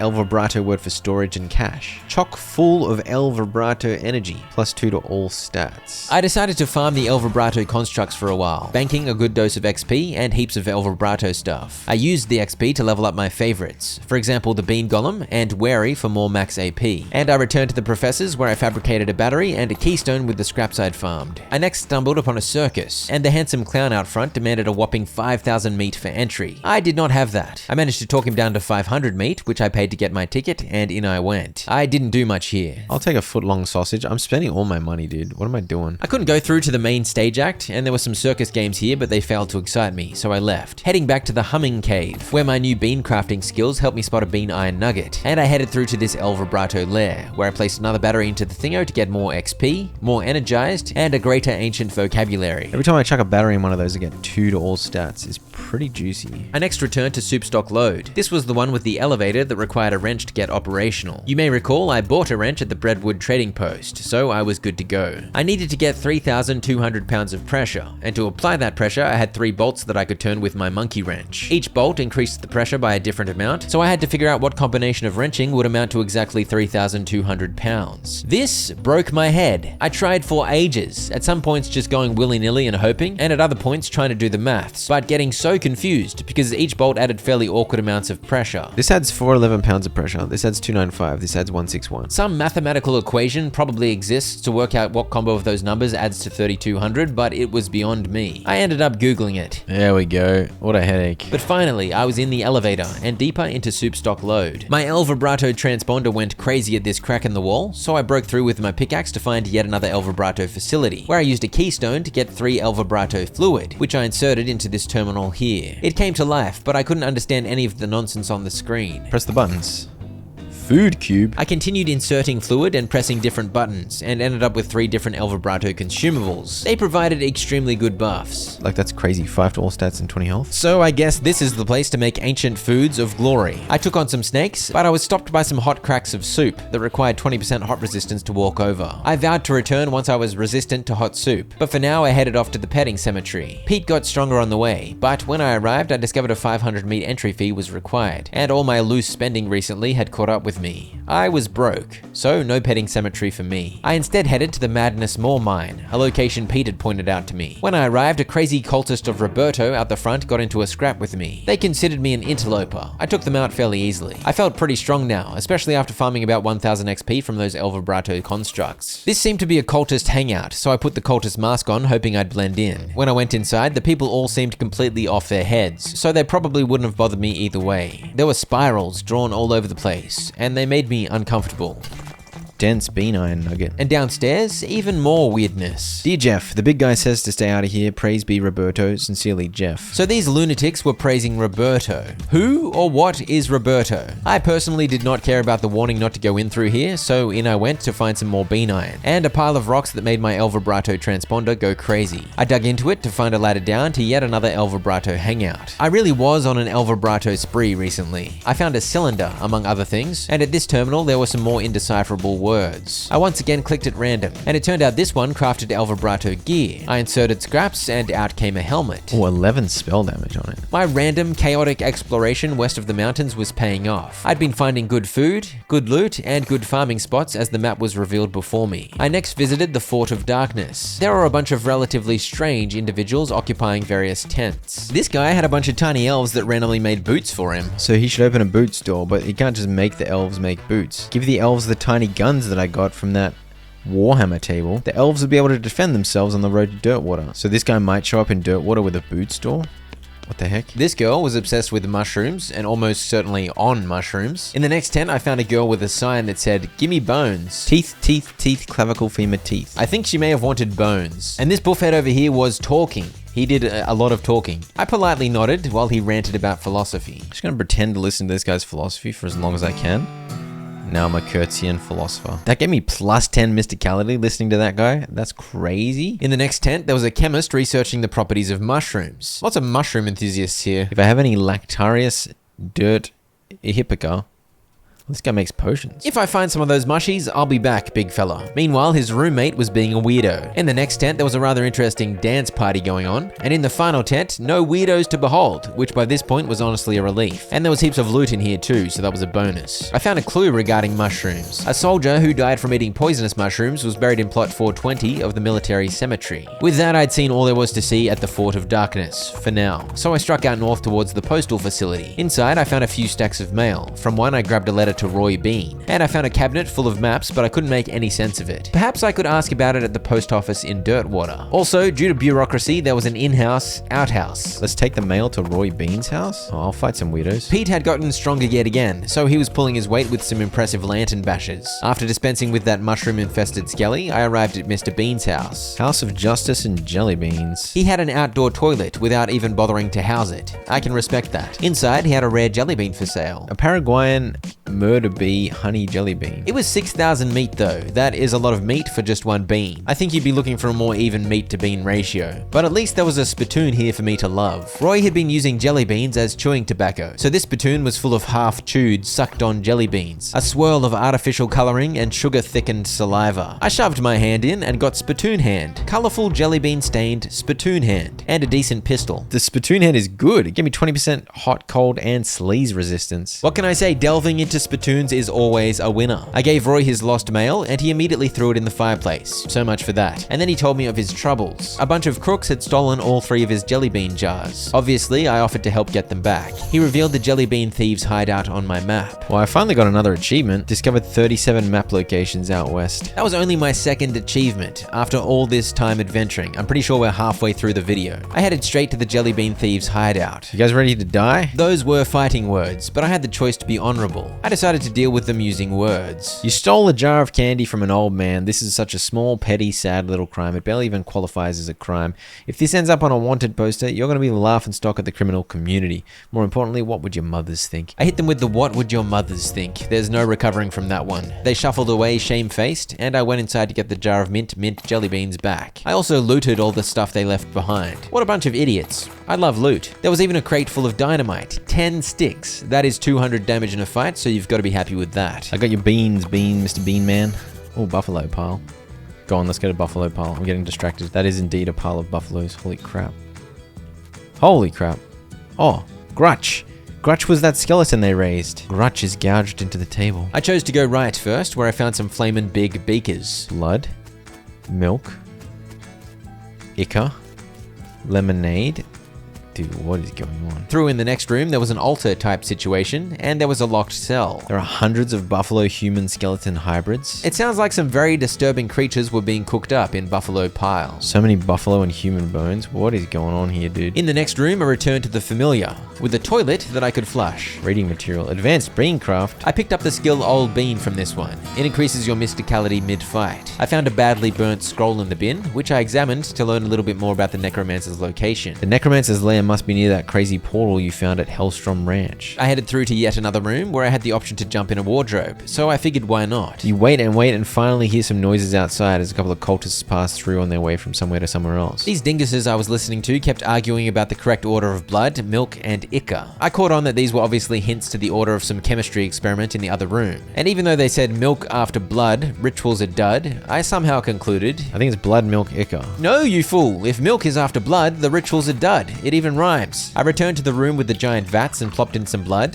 then some milk, then some ichor into a giant beaker. What's left in the beaker? It's a revolting black fluid and it's useless. I hadn't really worried too much about getting this right because I assumed that I'd be able to try again. I was not able to try again. The ichor vat was now fused shut. Now that it was too late, I went back and upped my reading comprehension skills to realize my mistake. Yeah, I was supposed to do milk, blood, ichor. I'm an idiot. And then I walked into one of the left doorways for the first time, and I could hear a whole bunch of skeleton goons down the corridor. Let's fight them, I don't care. Holy crap, I shouldn't have done this. 8 enemies, all with 100 plus health. This was going to be a challenge, but I had quite a few items to work with. I whipped out some summons, and I threw 11 of my dynamite to bring the 3 cultists in the middle row down to low health. I also used a lasso on the back 2 enemies, the buffalo hybrids holding rifles, so they were incapacitated for 2 turns. Let's use Northern Blizzard.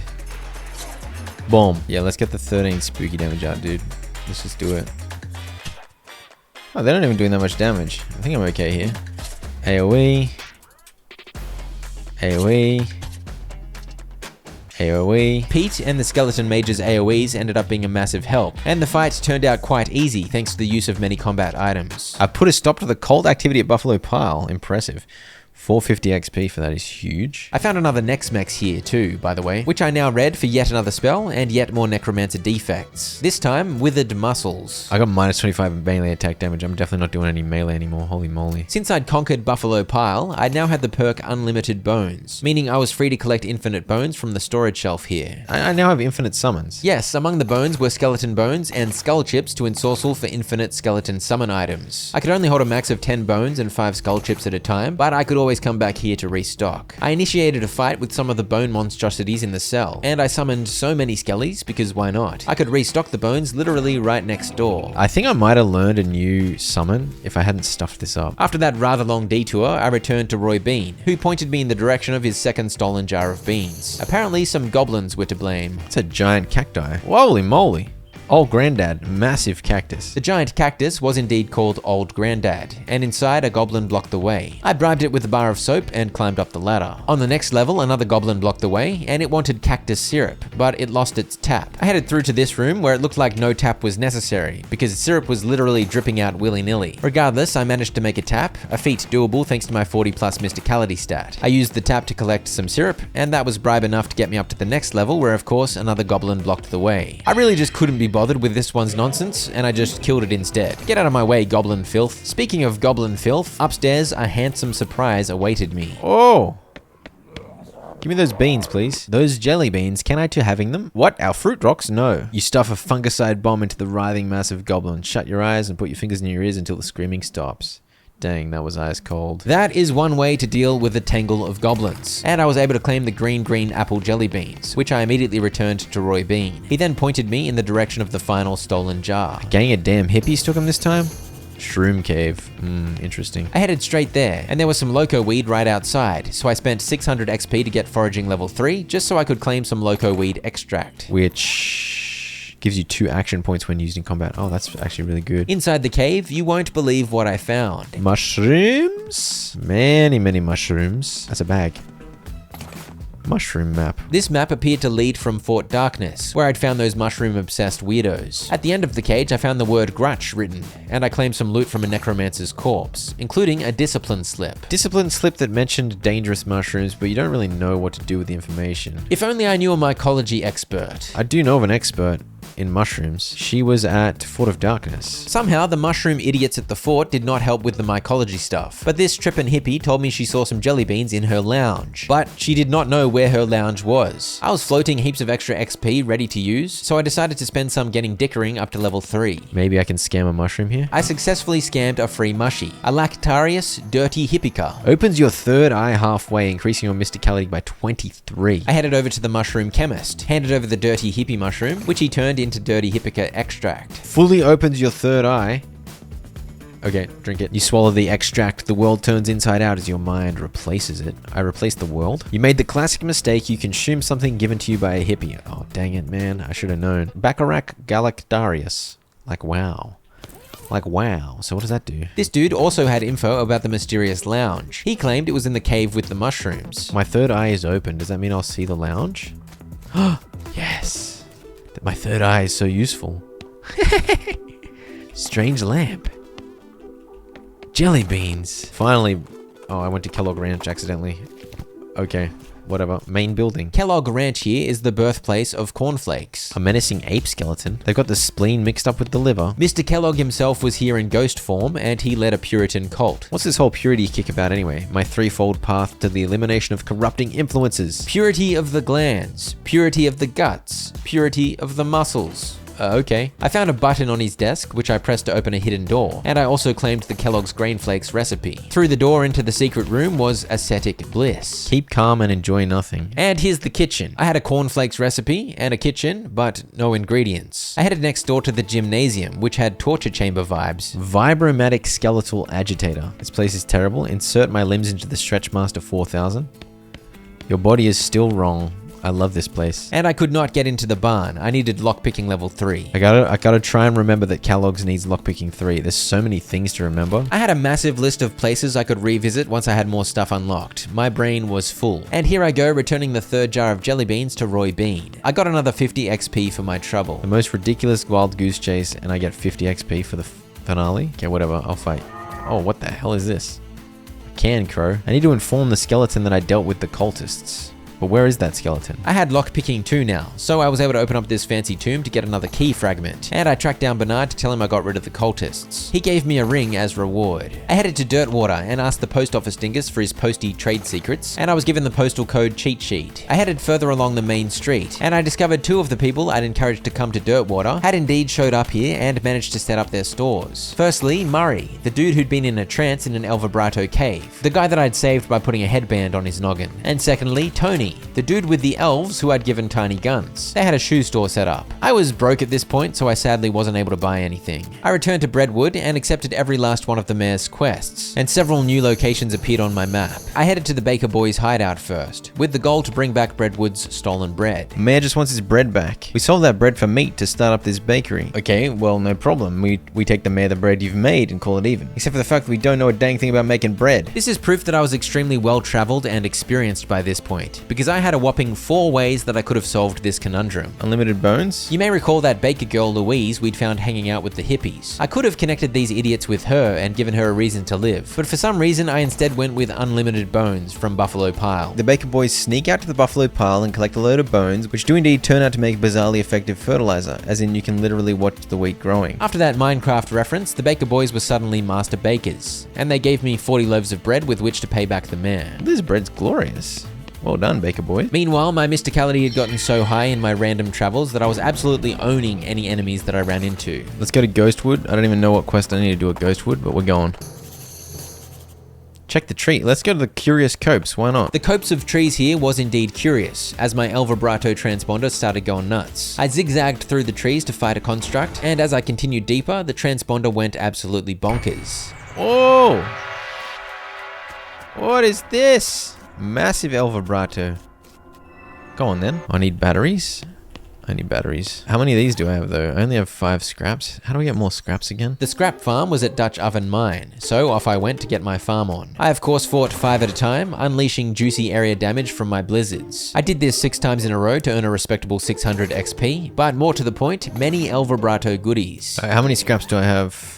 I got 54, 7 keystones as well. Let's get 5 batteries. That should do me for now, right? I turned 50 of those scraps into batteries at the professor's, and I was good to go. I returned to the copse to see what the deal was with the El Vibrato stuff on the other side of the giant portal amongst the trees. Insert a battery, 200 XP, another energized, and 3 new words learned. I can't turn that on though. This one I need a different ancient device I don't have yet. Alright, whatever. Let's go to Ghostwood now. I had no idea at the time, but you actually power some of these terminals up remotely at other El Vibrato facilities around the world. It's quite complicated, so sadly I was unable to get the ancient coffee from that coffee machine down there. Instead, I arrived at Ghostwood, which was indeed rather ghostly. I can't do business with you until you have a visited ID card. I quickly learned that Ghostwood was a town deeply burdened by the red tape of incredibly pedantic bureaucracy. I can't get an ID without a pencil, but I can't get a pencil without an ID, so what are we supposed to do here? They gave me a temporary ID, but I had to give them my name and place of origin. I got my Ghostwood visitor's permit, went next door to buy a pencil, but when I tried to give my name... My permit's expired already before I get to even... Oh, this is trolling me, dude. How am I supposed to do this? Somewhere else I just need a pencil. Oh, there's a pencil right here. I got a ghost pencil. I got a number 4 pencil though. Maybe if I sharpen it. Can I sharpen it into a number 3 pencil? Okay, I gotta go to the jail, which is the Department of Records apparently. I need a file on the town of Breadwood, please. This is the adjunct Department of Records. So is this the Department of Records? I need a file on the town of Breadwood, please. It's been downgraded from disuse. I need to pick up from the adjunct. Oh my gosh, dude. I gotta go to the Department of Requisitions and get a stapler. Oh, for goodness sake. I need to requisition a stapler. I need a requisition form. My name's Put in Trouble Floyd for something. I don't know, dude. Who cares? Preference for dessert? Cake.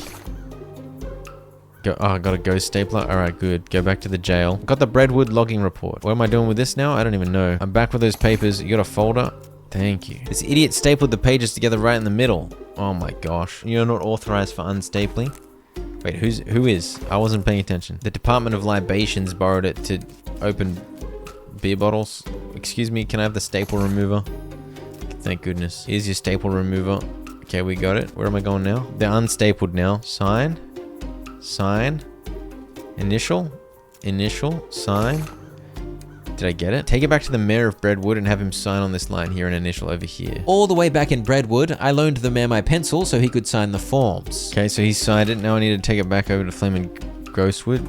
I'm getting trolled so hard, man. Back in Ghostwood, there was one last thing I had to sign. I loaned the pencil to the mayor. I have to go back to the mayor? Why didn't he give me my pencil back, man? Give me my pencil back. If you've lost the pencil, so help me. Thank goodness he didn't lose the pencil. I was offered relief from my rage as I stumbled into Wandering Sally's camp. I saw she had a book that teaches the safe cracking skill, and I'd been wanting to crack some safes for ages, so I sold a few random items so I could afford it. With that, I learned safe cracking, and then I was further distracted, this time by a curious abandoned well. Attach a rope, climb down, why not? Oh, what do you know? More of this nonsense. It seemed I was still carrying that Ghostwood bureaucracy energy, even though this was a wholesome and useful discovery. I ended up going through 2 portals to arrive in a room with an active terminal, at which I began learning a new language. Oh, I can learn so many words. I got so many punch cards you wouldn't believe. North Garbage. I love that. Fluent in El Vibrato. I'd managed to collect dozens and dozens of punch cards, and I shoved small punch cards in there until it would no longer let me. I have nothing else to learn from that kind of card. I had quite a few large punch cards too, so I began using up those. Hey, I learned 69 El Vibrato words. Finally, another achievement. Once I'd used up all my punch cards, I moved over to this thingo, at which I was able to learn El Vibrato digits. I had no idea what was going on, so I selected randomly and eventually managed to learn all of them. Nicha Boo's 5. Poo-poo. What's poo-poo? Is poo-poo 7? This took a fair while, but I got there eventually. I learned how to count to 7. I learned how to count to 7, guys. It's good news. Okay, back to Ghostwood with the pencil. I gotta sign the last thing. Processing will take 48 hours. 2 more days. I have to sleep through 2 days to get this done. I was still on day 1, and I wanted to stay on day 1 if I could, so I was sad about this. I headed to the military cemetery, where I discovered there were 999 grave plots, and just next door was the Eternal Flame. Do not touch. This goblin is roasting a sausage. I told the goblin his sausage roasting was offensive to the Eternal Flame, but he argued it would be a shame to waste such a good fire. That is actually quite a persuasive point, but I killed him anyway. Goblin bratwurst. Heck yeah. I returned to the burial plots and figured I might as well check some of them out. Let's go to plot 999. Let's dig it up. I don't mind. I dug up and murdered a skeletal cavalryman. But to be honest, after accepting so many quests recently, I was confused as to what the heck I should be doing. I asked Crazy Pete, and he suggested we hit up Alexandria Ranch. There's some cows here, dude. Let's go. The cows got owned by a blizzard, and this is the Alexandria Ranch, where I've been sent to collect an overdue library book for the Breadwood Mare. It seemed there was a valid excuse for the late book. Cows had laid waste to the ranch. But on the other hand, there is no excuse, so I'll be recommending to the mayor that he does not waive the late fees. Cannonball? This bombardment was done by the army? Okay, so maybe it wasn't the hell bovines that wrecked this ranch. Among the ruins, I found a bean book, so I learned blood beans. Bit of health regen, even though I probably don't need it. Beyond that, there was a steel vault I couldn't access, so I took my leave and handed in the library book to the mayor. I then returned to the military cemetery because I was curious about what else I might dig up and I could not resist. So I started checking out plot after plot, starting from 1 and counting up because that seemed logical. There were easy skeleton fights for a few, and then number 5 was a bit of a tougher fight, and I should have taken that as a warning. There's genuinely 999 plots I can visit.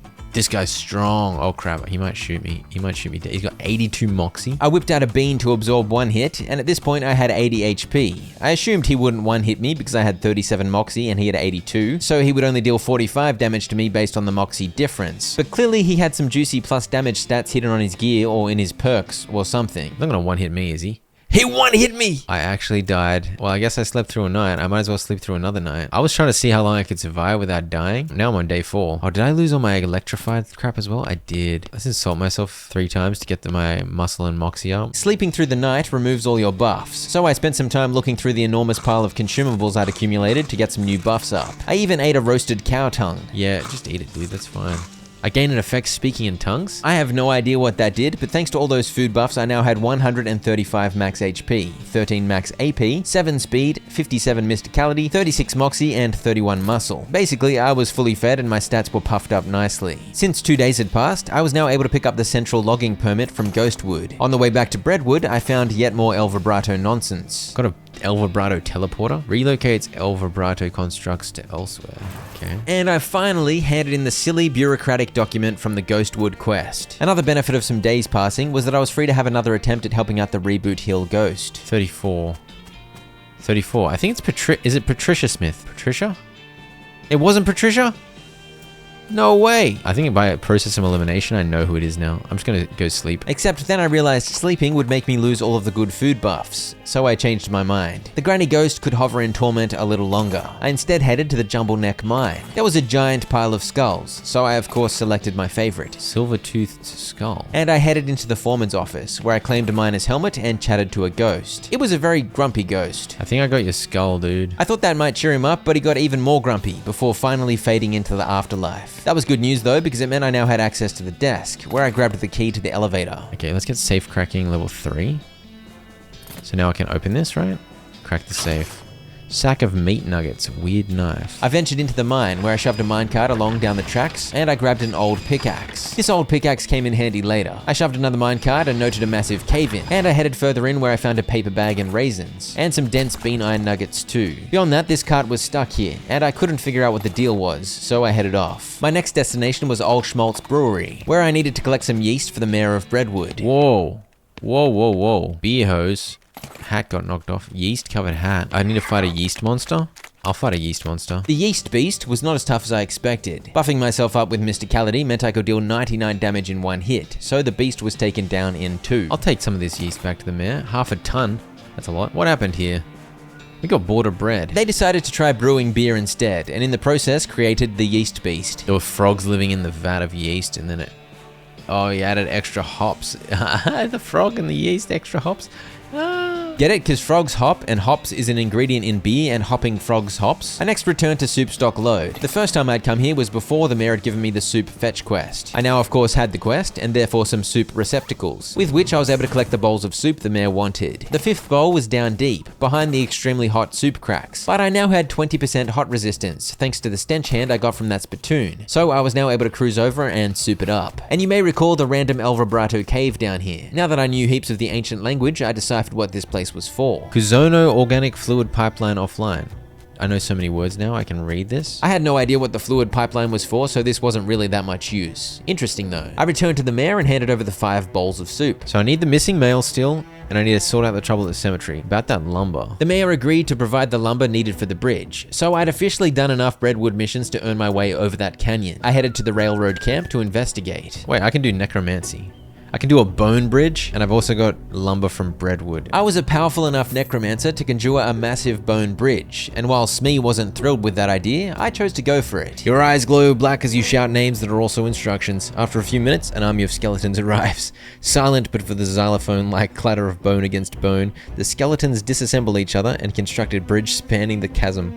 It takes only a half hour or so before the last skeleton has slotted itself into place, and the unnatural lights and all of the skull's eye sockets fade out. I'm pretty sure it's haunted, and I'm pretty sure any train we drive over it is doomed, or cursed, or haunted, or both. Nah, it'll be fine. Just like that, the train was off, heading further west to Frisco. Which is as far west as I'm gonna get, I guess. At this point, I chose to backtrack and see what other interesting nonsense I could run into. I ended up back at the circus, which I hadn't properly investigated last time. This kid wants his lucky bottle cap. How do you make cotton candy? Keeping your secrets, huh? How much does it cost? 300 meat? That's so expensive, dude. The clown puts his slide whistle down on the counter, ducks underneath, and comes back up with a paper cone, which he holds in the mouth of the metal box. He pulls down a lever and the machine makes a thin squealing sound as glittering white sponge sugar collects around the paper cone in a fluffy cloud. There's a convoluted achievement here involving cotton candy, and I had to sell a bunch of crap before I could do it. Buy more cotton candy, because I have something I need to do. Steal the whistle. I wandered over to the Lost and Found, where I told the clown I was looking for a bottle cap. He actually had a shiny bottle cap on a chain, so I grabbed it and gave it to the boy. I then returned to the Lost and Found, and while having a look, I sneakily dropped the cotton candy clown's slide whistle in there. I returned to the cotton candy clown, who was stressed about his lost whistle. I saw a slide whistle in the Lost and Found. And that is how I manipulated this dingus into leaving his cotton candy cart unattended. I see a fat, paper white spider the size of a cantaloupe.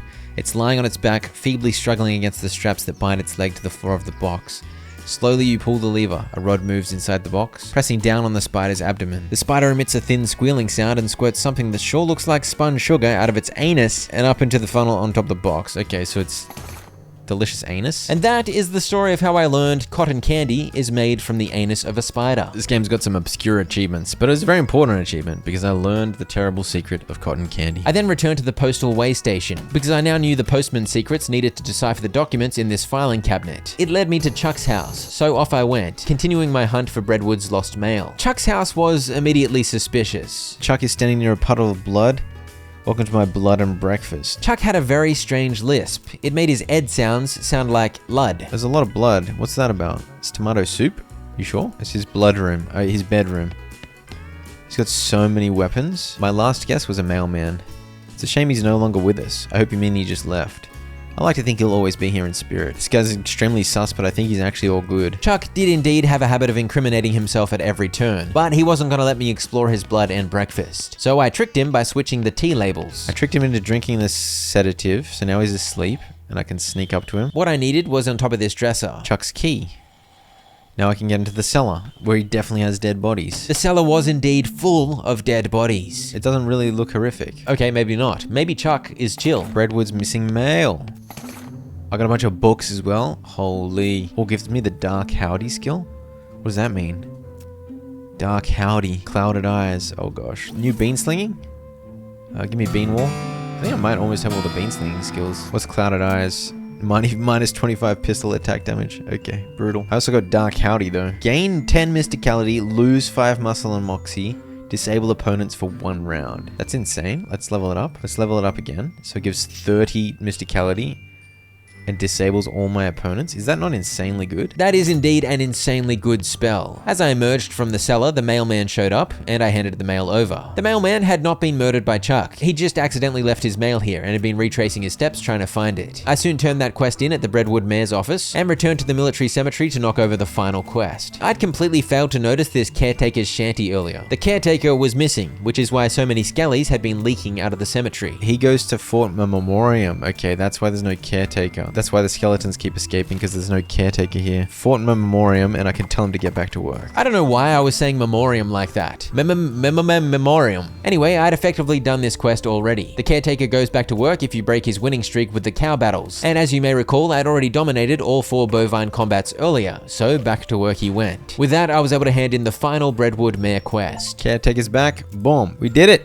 Solve all of Breadwood's problems. Let's go. Finally getting some achievements. At this point, I remembered the mushroom line of investigation relating to the necromancer. So I returned to the Fort of Darkness because I knew it had lots of mushroom stuff. And I once again read that a mushroom poisoned dingus was buried at 420. Military cemetery, and I want to try 420. I had a look-see at plot 420 and got exactly what I was after. That's what I needed. Read it. Parson Fair Mycologist. Does that mean I know what I need to know now? Now I know stuff about mycology. There's a patch of Mortis Austrius near their lair. Death oysters. They can only grow in a narrow band between the big canyon and the mountains. Hey, I found the Necromancer's Tower. Okay. Nice. Here it is. Here it is. Kind of looks like it would have been easy to see, but, you know, we got there. The Necromancer's Tower. Oh, well, I'm going to own this place. Password. I don't know the password. Are you kidding me, dude? How do I learn the password? I had finally located the lair of the necromancer, but I didn't know the password. No password, no entry. I had no lead whatsoever towards actually finding the password, so all I could do was move on and hope that I stumbled upon it somewhere. I moved on to the petting cemetery, as I now had 500 meat with which to gain entry so that I could gently caress some pet bones. Take a picture of the owl skeleton. Nice. Petting the beast skellies gives you various buffs. Give me armor. Boon of the Tortoise. Yes. How much did that actually give me? Boon of the Tortoise? 7 armor is not bad. I realized that the Liquid Bread Brewing Co. had showed up in Dirtwater. Welcome to town, you massive dinguses. And back in Breadwood, I headed to the bunkhouse, where I handed the photo of the owl skeleton over to complete another quest. I got 150 XP for that. I returned to Kellogg's, where I dumped some XP to get Lockpicking 3, which allowed me to pick my way into the barn, where there was unlimited grain for me to plunder. Also, manure. Oh, so many needles, thank goodness. I took some of the grain over to Kellogg's kitchen and had a look at the Kellogg's cornflakes recipe I'd found here ages ago. 4 parts barley, 1 part oats, 3 parts spelt. 91 psi. 2, 3, 4. Blue button, red button. Take it. Multigrain dough. Flatten mode. Okay, I managed to flatten it. 91 psi. Set it to medium 640. 8 minutes. Kellogg's Grain Flakes. Let's go. Purifies your guts. You can get rid of all your buffs and put on new ones. Cool.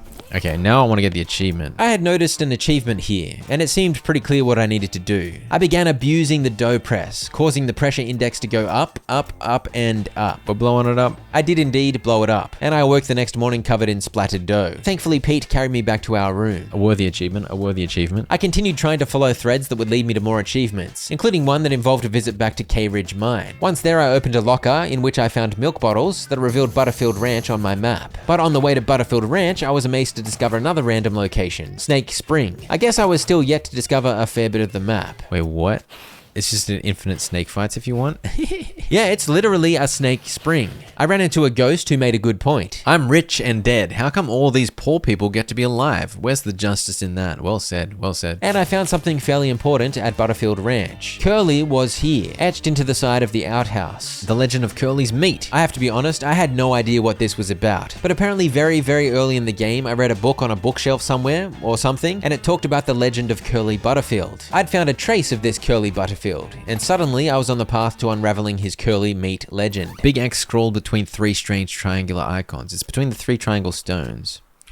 Make some butter? Again, I didn't remember reading about Curly, but I did remember seeing 3 triangle stones. And yeah, this place is where you can churn butter out of tainted cow milk. I can build a crate, and then I can open the crate, and there's punch and lassos in it. Churn some more butter.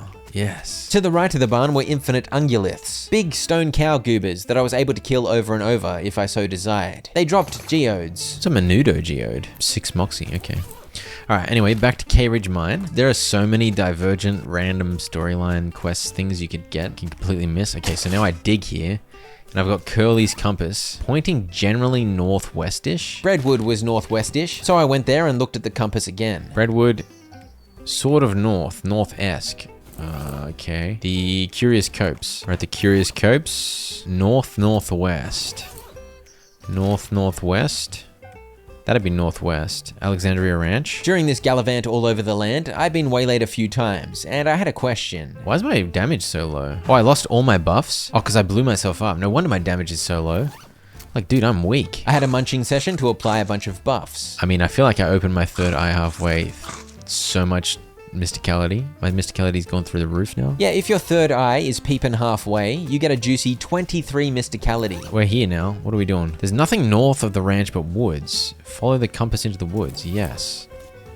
Oh, aspens. This looks very heavy. Requires 50 muscle. Oh, I just ate a bunch of foods. I could have eaten muscle food. What is my muscle on? 22? Oh gosh. Surely I have enough items to get muscle up. I did not have a build that was particularly good at overcoming muscle checks like this one. I needed to scrounge up 28 more muscle in order to move this big thing, but I'd hoarded a heck of a lot of gear, so maybe there was hope. I also had 1 liver slot spare, so I had a bevy. Decent whiskey's 5. I'm up to 42. I was also still hoarding XP so that I could use it on necessary stuff, precisely like this, so I spent just over 1,100 pushing the muscle stat up by 8 more. But I have 50. I can do it. Curly's Auto Gyro Theodolite. Manufactured in 1995. Curly's a time traveler? Isn't this game set in the late 19th century? Must be a typo. An engravio. Examine it. Yeah, how do you get a typo in an engraving? Column of 4 lights. Right now, all the lights are dark. There's a label on the back that says maximum effective depth 4.0k meters. Maybe it's supposed to be used at a mine or at a cave. Also, what's a meter? The metric system, guys. The metric system. Just go to the nearest mine. Jumble neck mine. I'm wearing all my muscle gear, dude. I spent some time putting my proper gear on, and then I poked around. This did not seem to be the correct mine. I tried the Madness Moor mine. Who's this master everyone's talking about? Dark Master Roberto. Roberto was one of the El Vibrato words, and it seemed clear the cultists worshipped this Roberto. I looked at Curly's funky device. 2 of the lights are lit up. I'm getting warmer. 3 of the lights are lit up. I'm getting warmer. I was getting warmer, and I got warmer still until it seemed I was right where I needed to be, and I was able to dig into the wall. I walk to a spot indicated and pick away at it. I break through into a hidden chamber, but unfortunately, I bury the Auto Gyro Theodolite under some rubble. Well, that was a bit stupid. I suspect that was just the game's way of getting rid of that item, now that I didn't need it anymore. I looted Curly's old hideout. Wait, so I got the left half of Curly's map? About as useful as half a velocipede, which is to say not useful at all, and you'll probably fall on your face and embarrass yourself if you try to use it. On the back of the map, okay. Dear Treasure Seeker, the other half of this map is in the possession of my confidant, Halloway. Who the heck is Halloway? I couldn't remember any mention of Halloway, and there was nothing Halloway related on the map. I also hadn't found any trace of the Necromancer password, so I now felt like I was out of stuff to do east of the Bone Bridge. Let's go to Frisco, I guess. What's happened here? What's going on, Smeed? This fancy pants calls himself the Emperor, and he won't let us build our tracks up to the station. An Emperor? Where am I? Oh, I've already got the last custard stand explored. You know what? I'm going to the last custard stand first. I wonder what happened to all the other custard stands. Tell me about your custard stand, custard man stand. Not much to tell, just plain honest custard stand selling plain honest custard. Yeah, they sell custard at the last custard stand. I took this as an opportunity to sell a bunch of crap. I'm very glad I visited this place. It's beautiful. Anyway, let's get back to Frisco. Okay, so who's blocking the way? A guy with a massive beard? I'm Emperor Norton. I'm in charge of this city, and you can't build any train tracks here without my permission. Where's your crown? As it happens, I lost my dang crown, but without it, I can't issue any official permits, and that means no rails for you, unless, of course, you're gonna give me a new crown. I don't have any crowns. I guess that just tears it, don't it? Not only do you not get that permit, but also, he threw powder in my face? He gave me the antivirus? My vision goes all weird and I pass out. When I come to, Norton is gone and so is the train. What the heck? Hello? The lunatic stole the train, he drove it off somewhere into the desert. He's gone off the rails. I got hexagon issues, dude. Didn't that Roy Bean fella have some kind of special honey jelly bean? Norton had gone off the rails and given me the antivirus. Thankfully, Pete knew that honey would be a good remedy. Roy Bean, I need help. The Paraguayan murder bee honey jelly bean is definitely what I need. It costs 6,000 meat. Normally it does, but I guess seeing as you helped me out with them bandits and goblins and damned dirty hippies, let's call it 5. Deal. I got a honey jelly bean. Is that going to heal me? Because I'd run around like a goose on the loose for Roy Bean earlier, he gave me the healing bean at an absolute bargain. I guess if I hadn't done Roy Bean's quests, it wouldn't have been easy, but as it was, easy. Alright, I can follow this trail now. Follow the tracks. You jump onto Spectre's back and ride like the wind, following the railroad tracks back into the desert. I'm on my own without Pete until I get back to Frisco. Wait, what the hell? I'm on top of the stolen train? Norton claimed he'd stolen the train fair and square, but I'm not sure that stealing could ever be fair nor square. I climbed down the ladder into the carriage below. An unpickable plot brand picklock. I need safe cracking 5, dude. I kind of think I can afford that XP wise. It seemed the plot dictated that I could not go through that door. Oh, let's level up Blood Beans, dude. Blood Beans is crazy. Regenerate 11 health per round of combat. Anyways, now I can't do safe cracking because I just got distracted. I guess I'm fighting Norton? Is this gonna be hard? Emperor Norton didn't really have great stats. Solid stats, but nothing too scary. Dark Howdy to stun, and then just start casting. I nearly one-hit him. He's dead. He just fled? Somebody built a rickety bridge. We can go down here now. In the carriage, there were 3 train robbers, who I guess chose to rob the wrong train. They were destroyed by my immense bean power, and I took their dining car key. With it, I opened the door to the dining car, where I lifted up one of those fancy silver dome thingos from on top of a meal. Somehow, it required 50 mysticality to do this. I got a shaving cream pie. It's not very good to eat, but it's very aerodynamic. I can't believe I'm on a train heist, dude. Throw the cream pie. Oh, that's genius. Throw the cream pie. Curses. Further up, some dude with a huge knife was lurking, so I ducked into the carriage below and read a note. I've hidden the key to the forward passenger car in my luggage to make it easier for me to murder everyone in the sleeper cars. Sincerely, the train murderer. Come to the roof of the sleeper car in the next 55 minutes if you want a murdering. It's a little boy 10 years old wearing a blue suit and knickerbockers. I believe this was a reference to some detective, but I did not get the reference. There was a French detective in the next room, and I think I got the reference. Poirot, sucker bleu, sucker bleu. And in the 4th room was a middle-aged woman, a detective novel author by the sound of it. She offered me a meat pie and made me look at a playing card. I once again did not get the reference. Room 3 was the empty one, so using my great deductive skills, I figured that must be the murderer's room, since he was up on the roof. I stole a key from his luggage, which allowed me to go through to the next carriage without having to go to the murdering appointment above. I was now in the passenger car. Norton clambers in the window. He must have dramatically clung to the side of the train in order to reveal at the last minute that he hadn't really been defeated. This train heist was jam-packed with every trope imaginable. Norton ran into the front car, while I had a bunch of passengers to annoy. I used 50 mysticality to solve this guy's Sudoku, and he agreed to help me. I said please over and over again to annoy the crap out of this guy, and he eventually caved. Please, please, please. Yay, I annoyed him until he helped me. And then, somehow, Russell showed up. Russell! Russell came! I knew it. I knew Russell would come back. He came back to help me with Norton. Russell, my bird who I had released from his cage in my bedroom way back at the very start of the game. With these 3 legends helping me, I was able to skip fighting Norton, and instead we overwhelmed him with numbers. You and the passengers break down the door very impressively, though it would have been even better if you had some torches and those old-fashioned rakes. Norton is backed up into the corner of the engineer's compartment next to the engineer, who looks over his shoulder at you and shrugs. So-called Emperor Norton, you're under arrest for the crime of being a total ass. That's not legal. Suddenly, Emperor Norton was arrested, the train was reclaimed, and I gained entry to the city of Frisco in the west. Wait, so am I just done? The final cutscene playing soon? It's just nearly identical houses as far as the eye can see. So I can only go to Cluncy's, and what's in Cluncy's?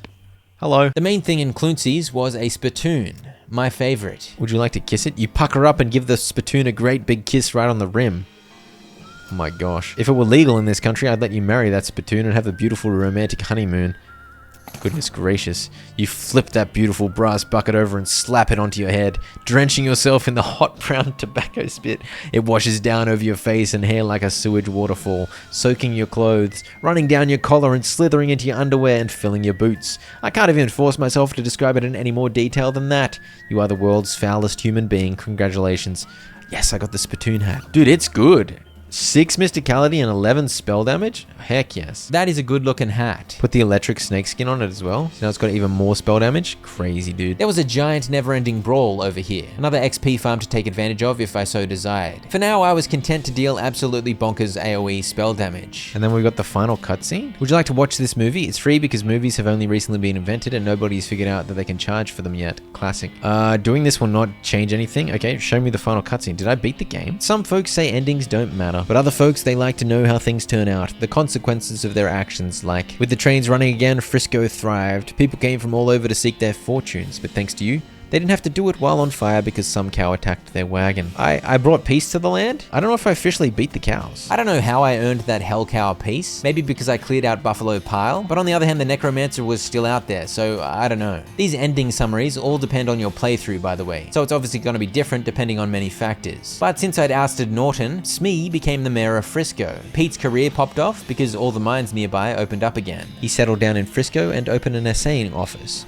And I know what you're assaying. What's assaying? It's evaluating the quality of ore, and Pete was the best at it. People came from miles around to get their nuggets inspected.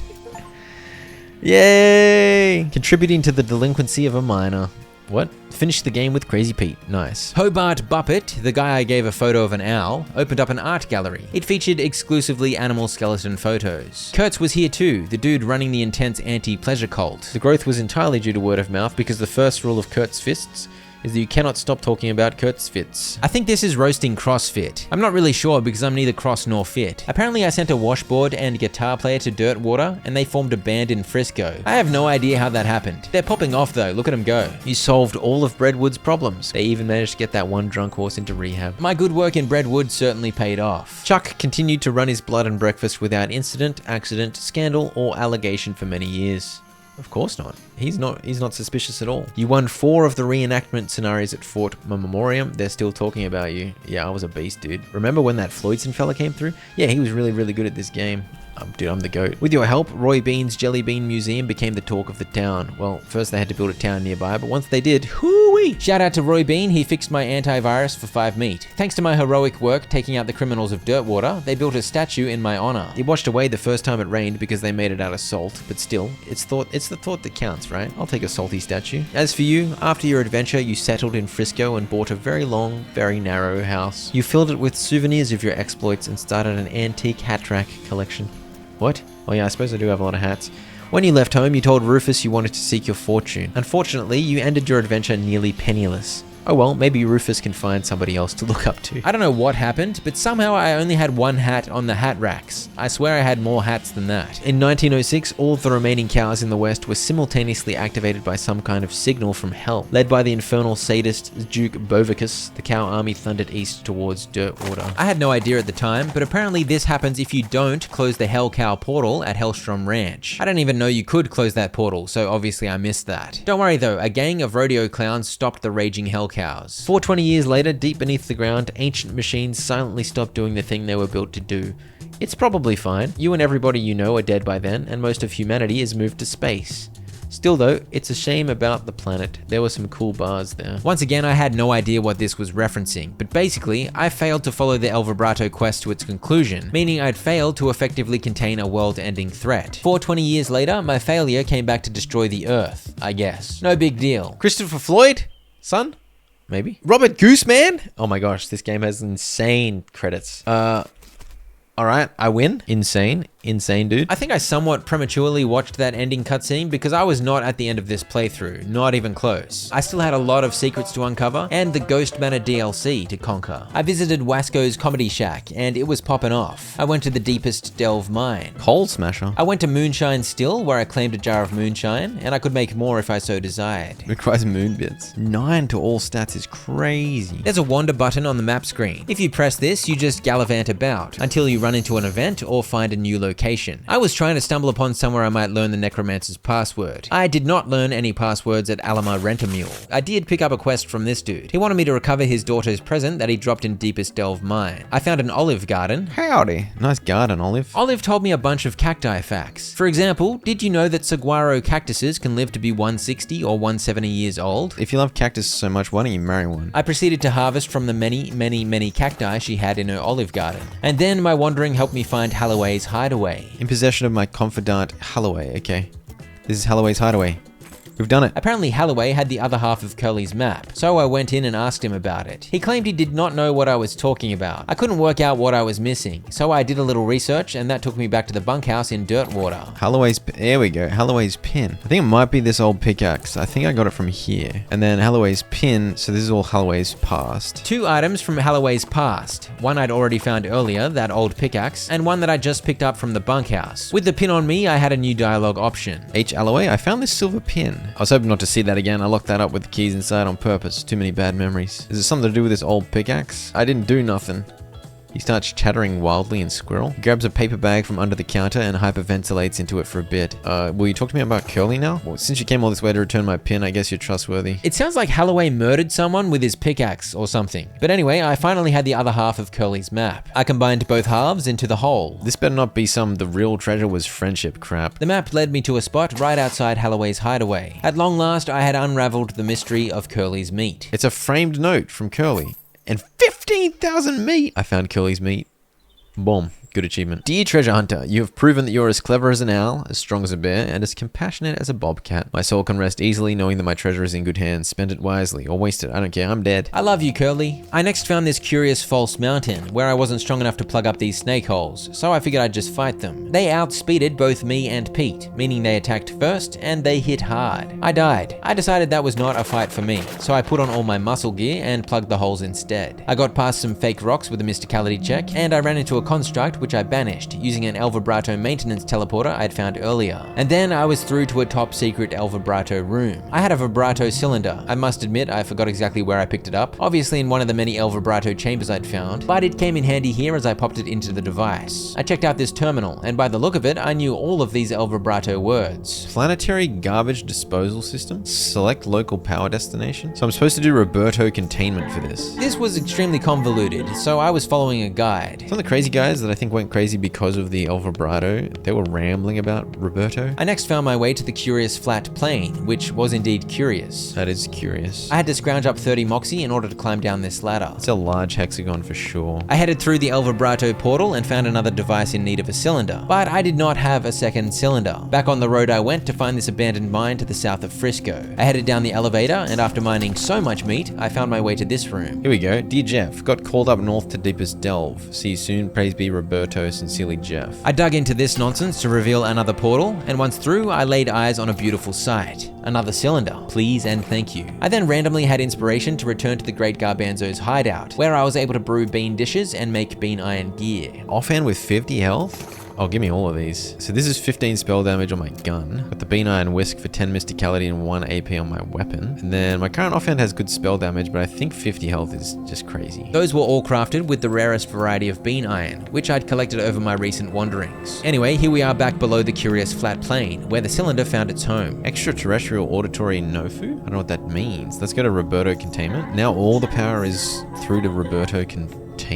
I guess that meant Roberto should be contained now. I stumbled upon this jeweler's cabin. Inside, a goblin artisan was cooking up sweet accessories. In my travels, I'd found a strange silvery crystal. I was able to hand it over to be made into a ring. I got a silicon ring. What is it? 11 Mysticality. Oh, it's great. That's a great ring. Upgrades galore, man. I soon learned that some of the random encounters near Frisco were pretty flamin' hard. These snakes were big beasts with huge damage and about 140 health each. I whipped out a bunch of summons, but then I realized I could just buff myself up to one-hit them all with a blizzard. Still, it was a bit spicy. I soon leveled up Use the Old Bean even more, a skill I'd so far underused, but once fully upgraded, it would be another ridiculous 25 extra mysticality each fight. I found Fort Unnecessary. This place had a bunch of useless people, unnecessary members of the military. I solved a lot of their problems, but the funniest was a dude too bow-legged to ride a horse. They're too wide. The horse slips right out between them. I rented him a mule, and I guess mules are wider because off he rode into the sunset, without paying me back for the rental. But I still needed to delve into Deepest Delve Mine, because that's where all the El Vibrato Roberto stuff was pointing me to. The reason I hadn't gone in yet was because I needed a can of kerosene to fuel up the elevator. So now I was wandering the land like an absolute goose, trying to find not only a necromancer password, but a can of kerosene. I found Fort Cowardice, which I of course looted. No kerosene. I did find a goblin toilet though. I tried to find kerosene for sale. No kerosene. But I bought a bunch of dynamite because why not? I found a ranch with a creepy basement, and up in the burnt house I found a doll that told me the magic word was peanut butter. But overall, this place was just sad. And no kerosene. It's just documenting the demise of a family. It's depressing. Yeah, this is all early game stuff that I just somehow completely missed. If I say peanut butter to this thing, I get into a secret room.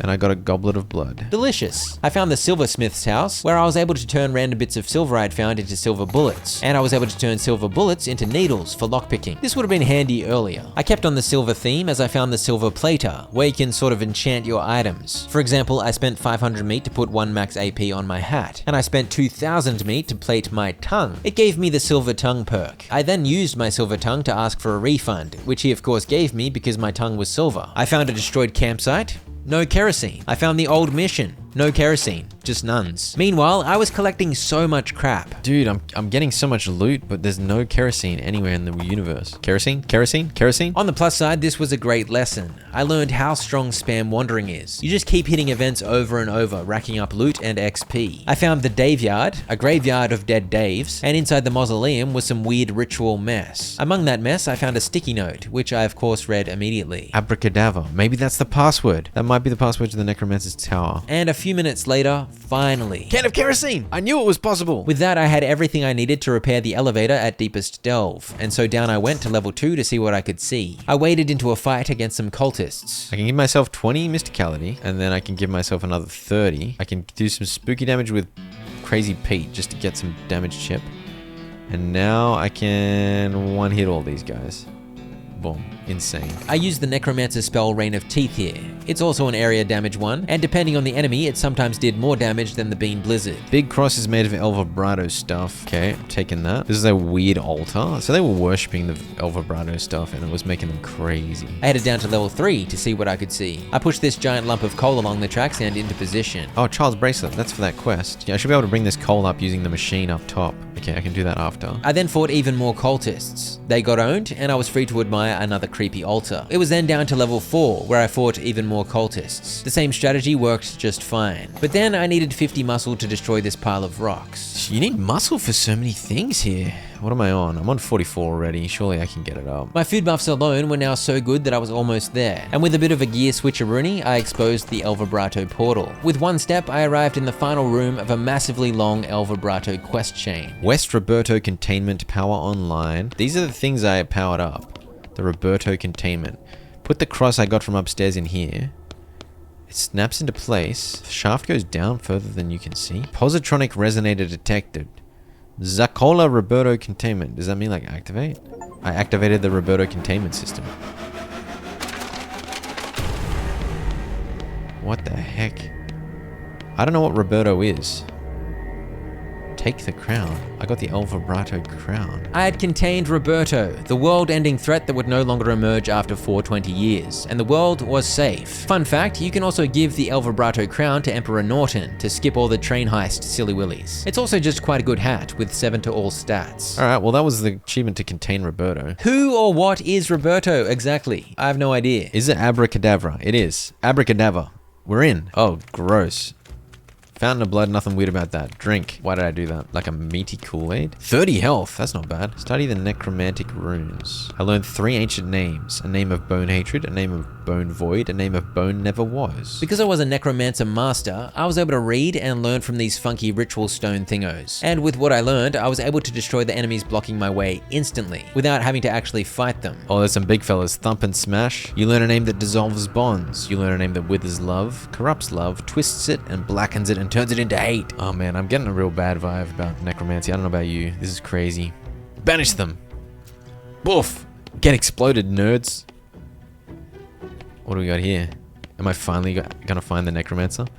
Hello. He tries to speak to you, but all that comes out is dust. Consume him. Necromantic mastery. You chant the ancient words of ascension. You're not even sure how you know them, but they taste like home. The pathetic twig that was once a man explodes into dust. Breathe him in. You consume what's left of the old man before it even hits the ground. A black fire ignites in your heart. He had some power in him after all. You gain 666 XP. Oh gosh. Now that power is yours, now you are power. I got the necromancer's crown. It's all spiky and skull bedecked. Alright, well, sit on the throne. You sit on your throne. Ah ha ha ha ha. You take a deep breath. Laugh some more. Ah ha ha ha. Laugh some more. Laugh some more. Laugh some more. More evil laughs. More.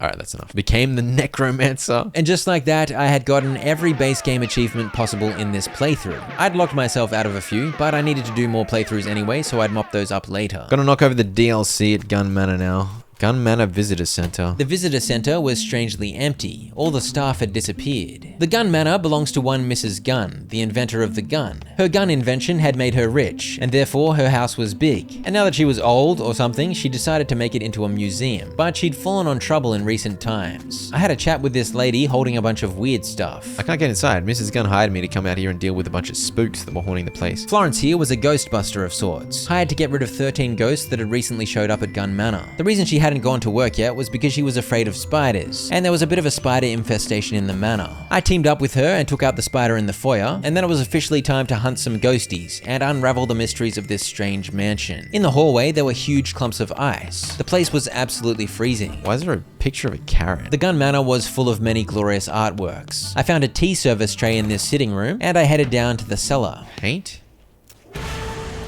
I painted Boo on the wall. That was the first of many jump scares you come across in this haunted house. I found a room full of many sciencey things. It's a device for reducing the loudness of gunfire, a silenter. And I took out a crew of spiders as I headed further along to the left. Next, I took out a bigger spider, and I entered a door to find the coal bin, featuring a chute that I was able to shoot on up to a spot at ground level outside, near the hedge maze. I found the key to the carriage house up here. Back in the coal room was a funky haunt creature, and apparently they can't stand bismuth. So I claimed some bismuth from that sciencey room, and Florence used it to craft a bismuth bomb, which she threw to scare the spook away, saving us a fight and allowing us to shove a big cart of coal over into position on the left. Okay, so I can suck coal somewhere now? Yeah, next door. Just own some more spiders first. And I'd like to point out that these spiders were by no means easy foes. I was just extremely strong with my ridiculous AoE spell damage. I was collecting a bunch of miscellaneous spider parts from these arachnids, and I discovered I could turn those parts into armor. I made some 8-legged pants. They were some good pants. And here is the hardest spider fight. I one-hit them all. Silly nerds. I found a dude in a cocoon at the end of the hallway. He was the museum greeter. I freed him and he wandered back to the visitors center. There was an infinite spider wall hole here, so I instigated some fights to get more spider parts, which I used to make some more gear. What are we looking at? Spider axe is muscle? Spider ring attracts spiders. And in the final room, a big fat Dubawaki. This is where the coal was being sucked to, the boiler. I fired it up and it burst into action, restoring heat to the house. Great news for my frosty toes. Alright, now we can go ghost hunting. Painting of an elephant would love this peanut, that's true. In the kitchen, I met my first ghost. And with all 13 of the ghosts in this cursed place, you have two options. You can fight them and kill them, again, to shoo them into the afterlife, or you can help them and ease whatever is troubling them so that they can peacefully make their way into ever after. For dadgum this, that's what I did. Heck, of course I did. That's how you poach an egg. Papa didn't raise no fool. Dadgum first lugging an egg rolled out of the way of the bullet. Ricocheted off the bottom of the cook button and then right between the rings. Dadgum. That's not how you poach an egg. What are you talking about out here like that? Of course it is. No, it isn't. Dadgum, my boy. Me and my pappy and his pappy been poachers all life. I don't know about poaching you ever will. Okay, but that's not the same kind of poaching. What's all this dadgum such mush talking boy? Poaching's poaching.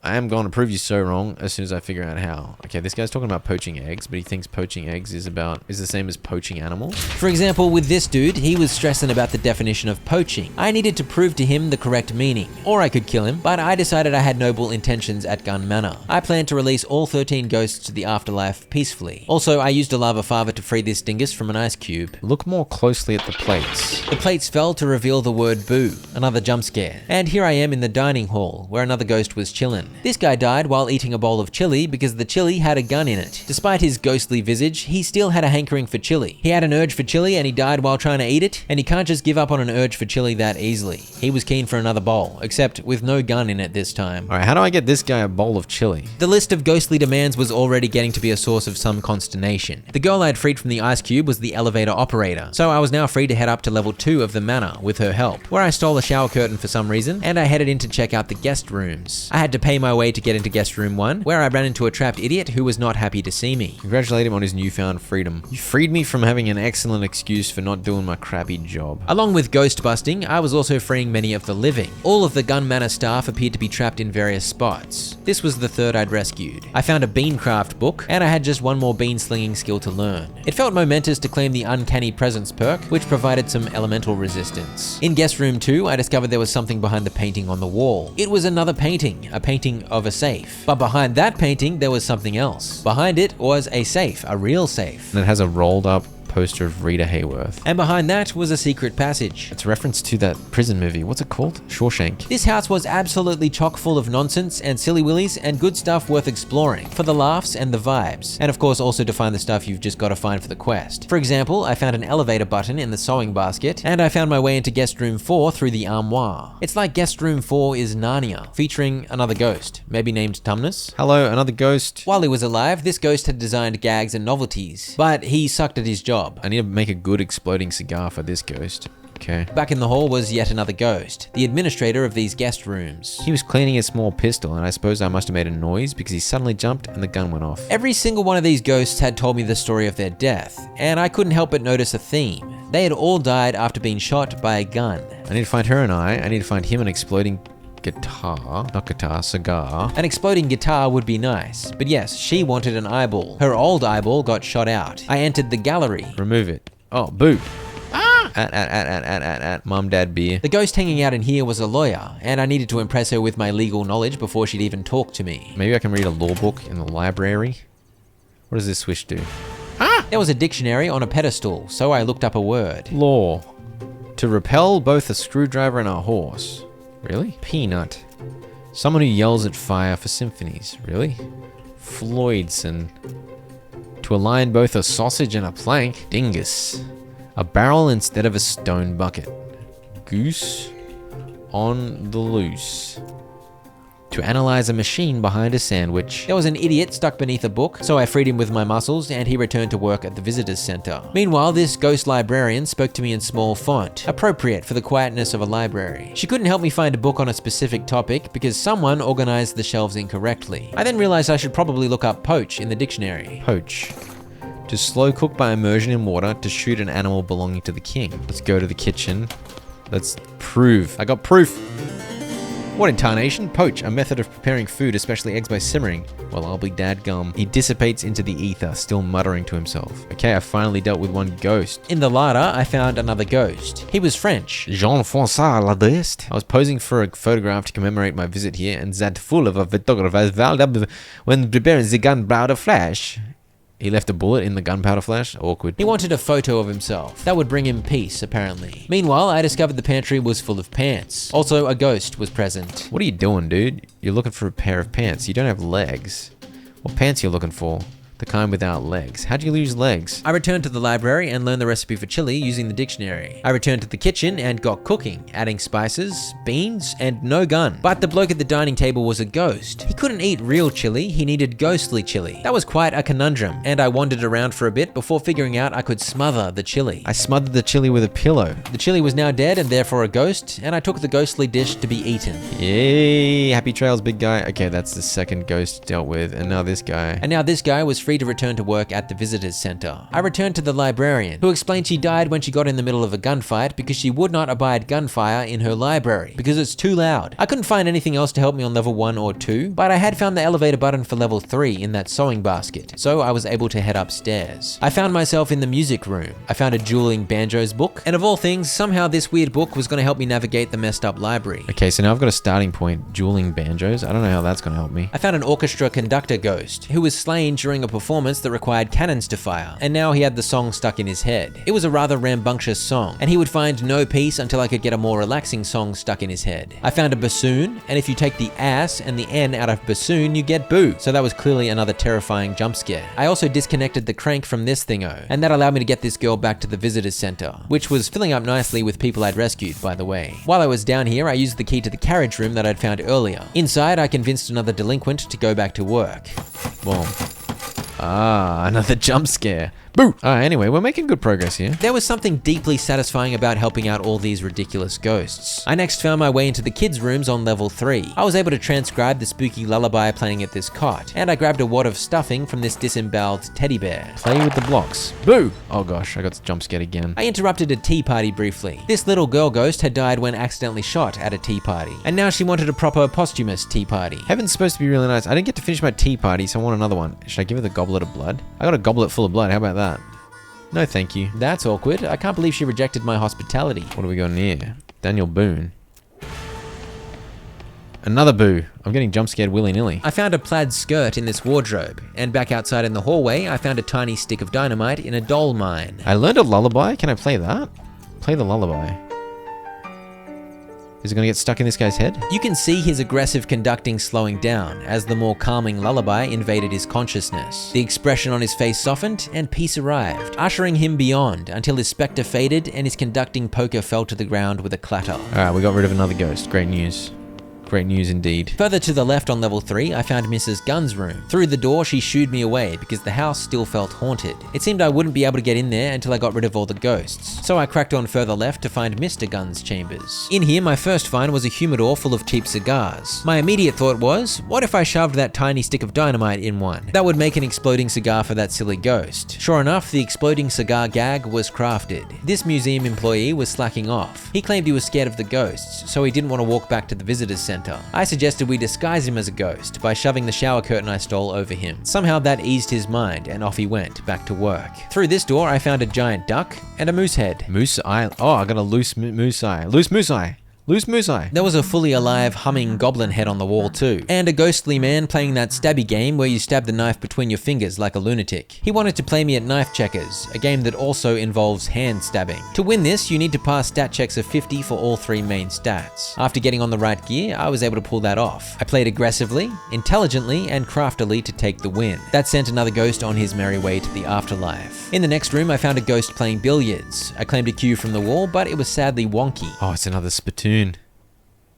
Dive into the spittoon. The brass bucket is shiny and clean, outside and in. Clean as the day it was born. The museum staff must have washed it. It looks brand new. Are you crying? No, I'm fine. You're crying. Okay, well, I'll just be over here whenever you're done lying on the ground in a fetal position and hugging a spittoon. Fine. You loved a spittoon that didn't love you back in gun manner. Can't believe I found a clean spittoon. That's actually sad. Stories of unrequited love are always so tragic. To put this ghost at peace, I needed to beat him at pool. I tried, but as I said, my cue was wonky, and I lost hopelessly. I then found a bowling alley where I fought a ball and pins floating in the air menacingly. It was very random. This was another infinite spawn situation. You could fight the bowling abomination over and over if you wanted. Here's your exploding cigar, big fella. Light it up. It explodes. He laughs his head off.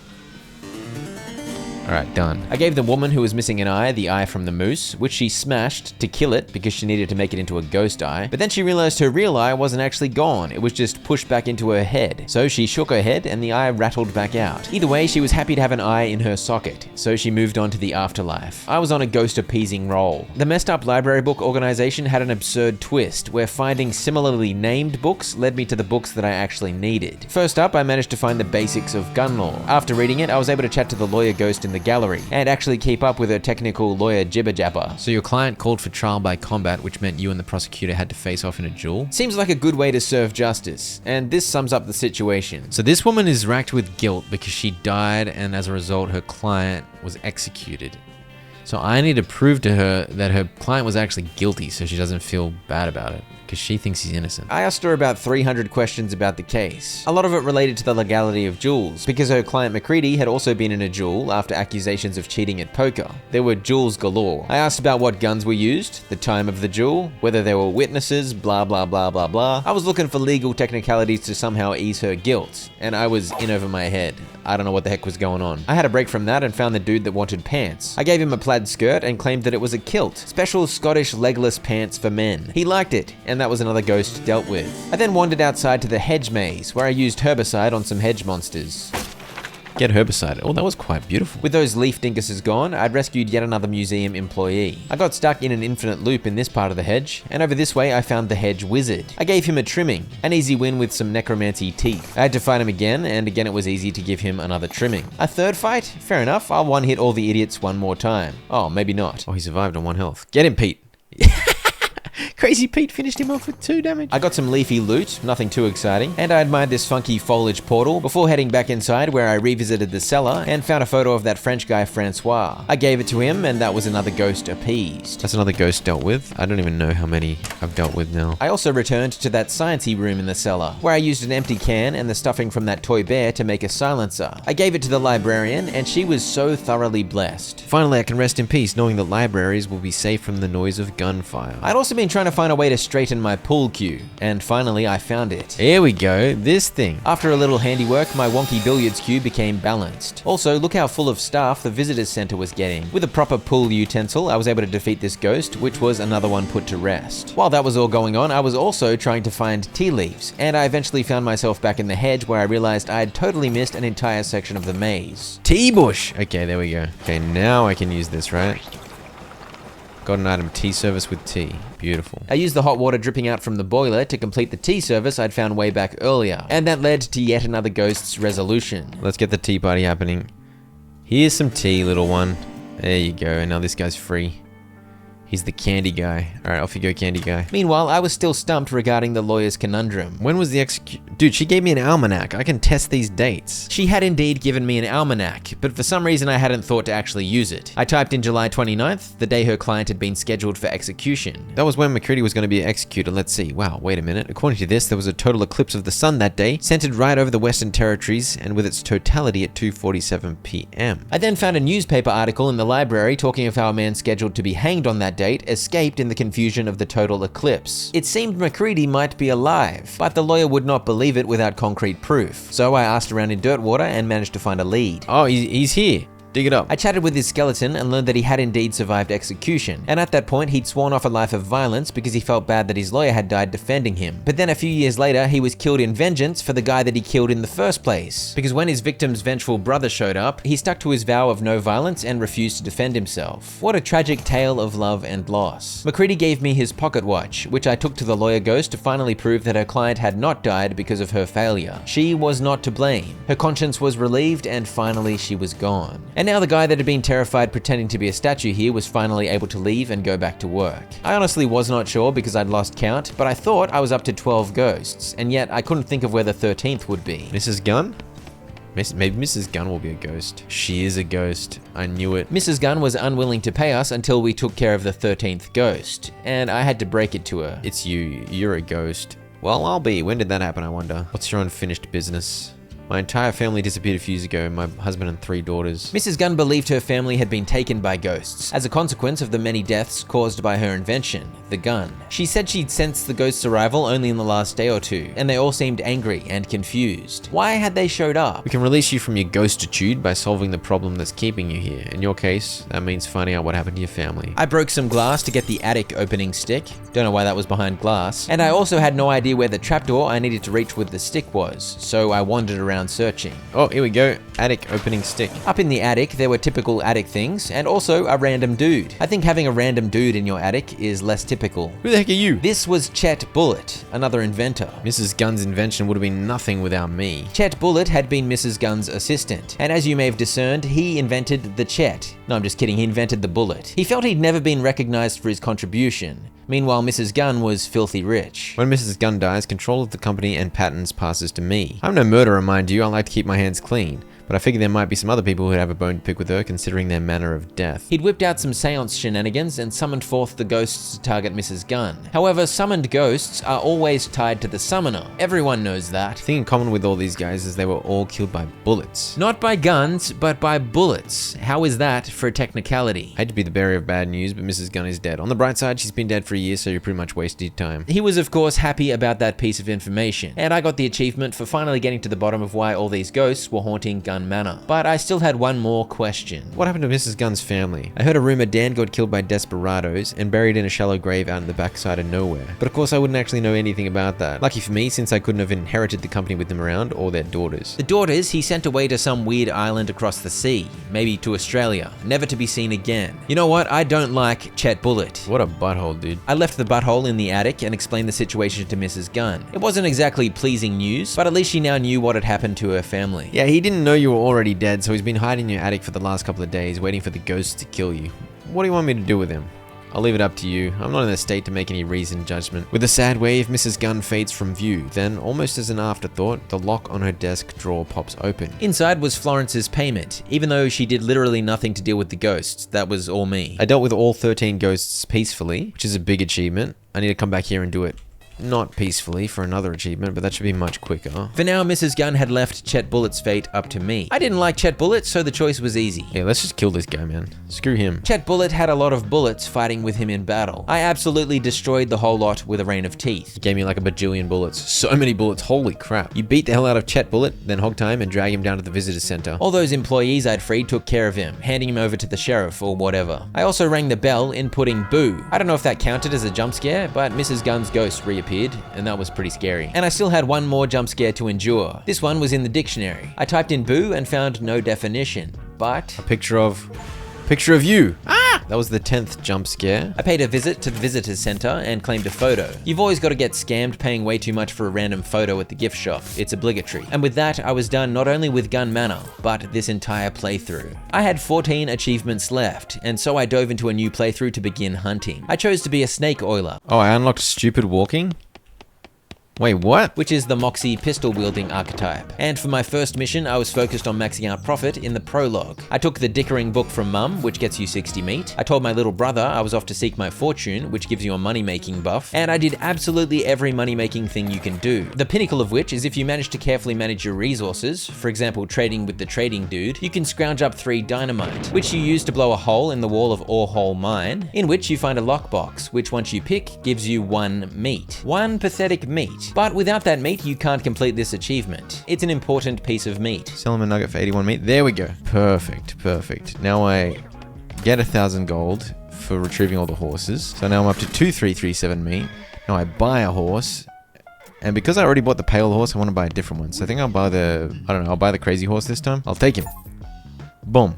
I mean, we'll call him Crazy Horse. There's no doubt about it. That's the achievement to get the Crazy Horse. And you can see I have 1337 meat on hand. That is leet meat, my friends. With it, I exited the prologue to earn my achievement. There's the achievement. Leave Boring Springs with 1337 leet meat. Got some leet meat today, baby. But then I realized something goosey. I'm actually so dumb. I got so fixated on getting the leet meat that I forgot to turn it to hard mode. I'd been intending to make this playthrough my hard mode achievement run, but that dream was crushed. So I very quickly ran through the prologue again. Crazy Pete warns you about the Ore Hole Mine, don't go to level 40. But if you ignore his warning and call up the lift from down deep, you get this. A wave of nausea hits you as you slide the heavy lid off the chest. Inside there's a hat. It looks evil. And not in an abstract way, it has eyes, and they look like the eyes of a murderer. And it has teeth, which look like the teeth of an animal who would be a murderer if animals understood the concept of murder. Put it on! This officially turned this into a hard mode run. It's hard because A, you have to wear a useless evil hat, so that's -1 gear slot, and B, and this is more impactful, the combat encounters are simply way harder. And C, there are a bunch of other limitations put in place to make things trickier. For example, I can't get the Dark Horse with the hard hat on, so I'm gonna have to redo it anyway. I'd been telling myself that redoing the prologue was fine, because I needed to get the Dark Horse achievement in any case. Except I wasn't able to in hard mode, so yeah, I well and truly screwed myself. Thankfully the prologue only takes 10 to 15 minutes, but still. Instead I took the spooky Pale Horse again, because as you may recall, the Pale Horse results in more random encounters, and random encounters were going to be the backbone of my hard mode strategy. Once I'd done a few things in Dirtwater, I began wandering near Dirtwater, over and over, simply to hit encounters so that I could farm items and XP, with relatively low risk. It's the safest way to get strong at the start of a hard mode run while also avoiding dying. And now is a good time to explain. I wasn't only aiming to defeat hard mode, I was also going for the really hard way achievement, to beat hard mode in a single game day. I wasn't allowed to die or sleep, so I had to be extremely careful. I had Doc Alice with me, who does a bit of healing and can one-hit skeletons later on once she powers up, and as I mentioned, I was a snake oiler. So as I grew stronger, I learned Moxie buffs and a fair few poison abilities. For example, I started with a snake poison move, where I whipped my enemies with a snake. Wandering near Dirtwater gave me lots of random loot.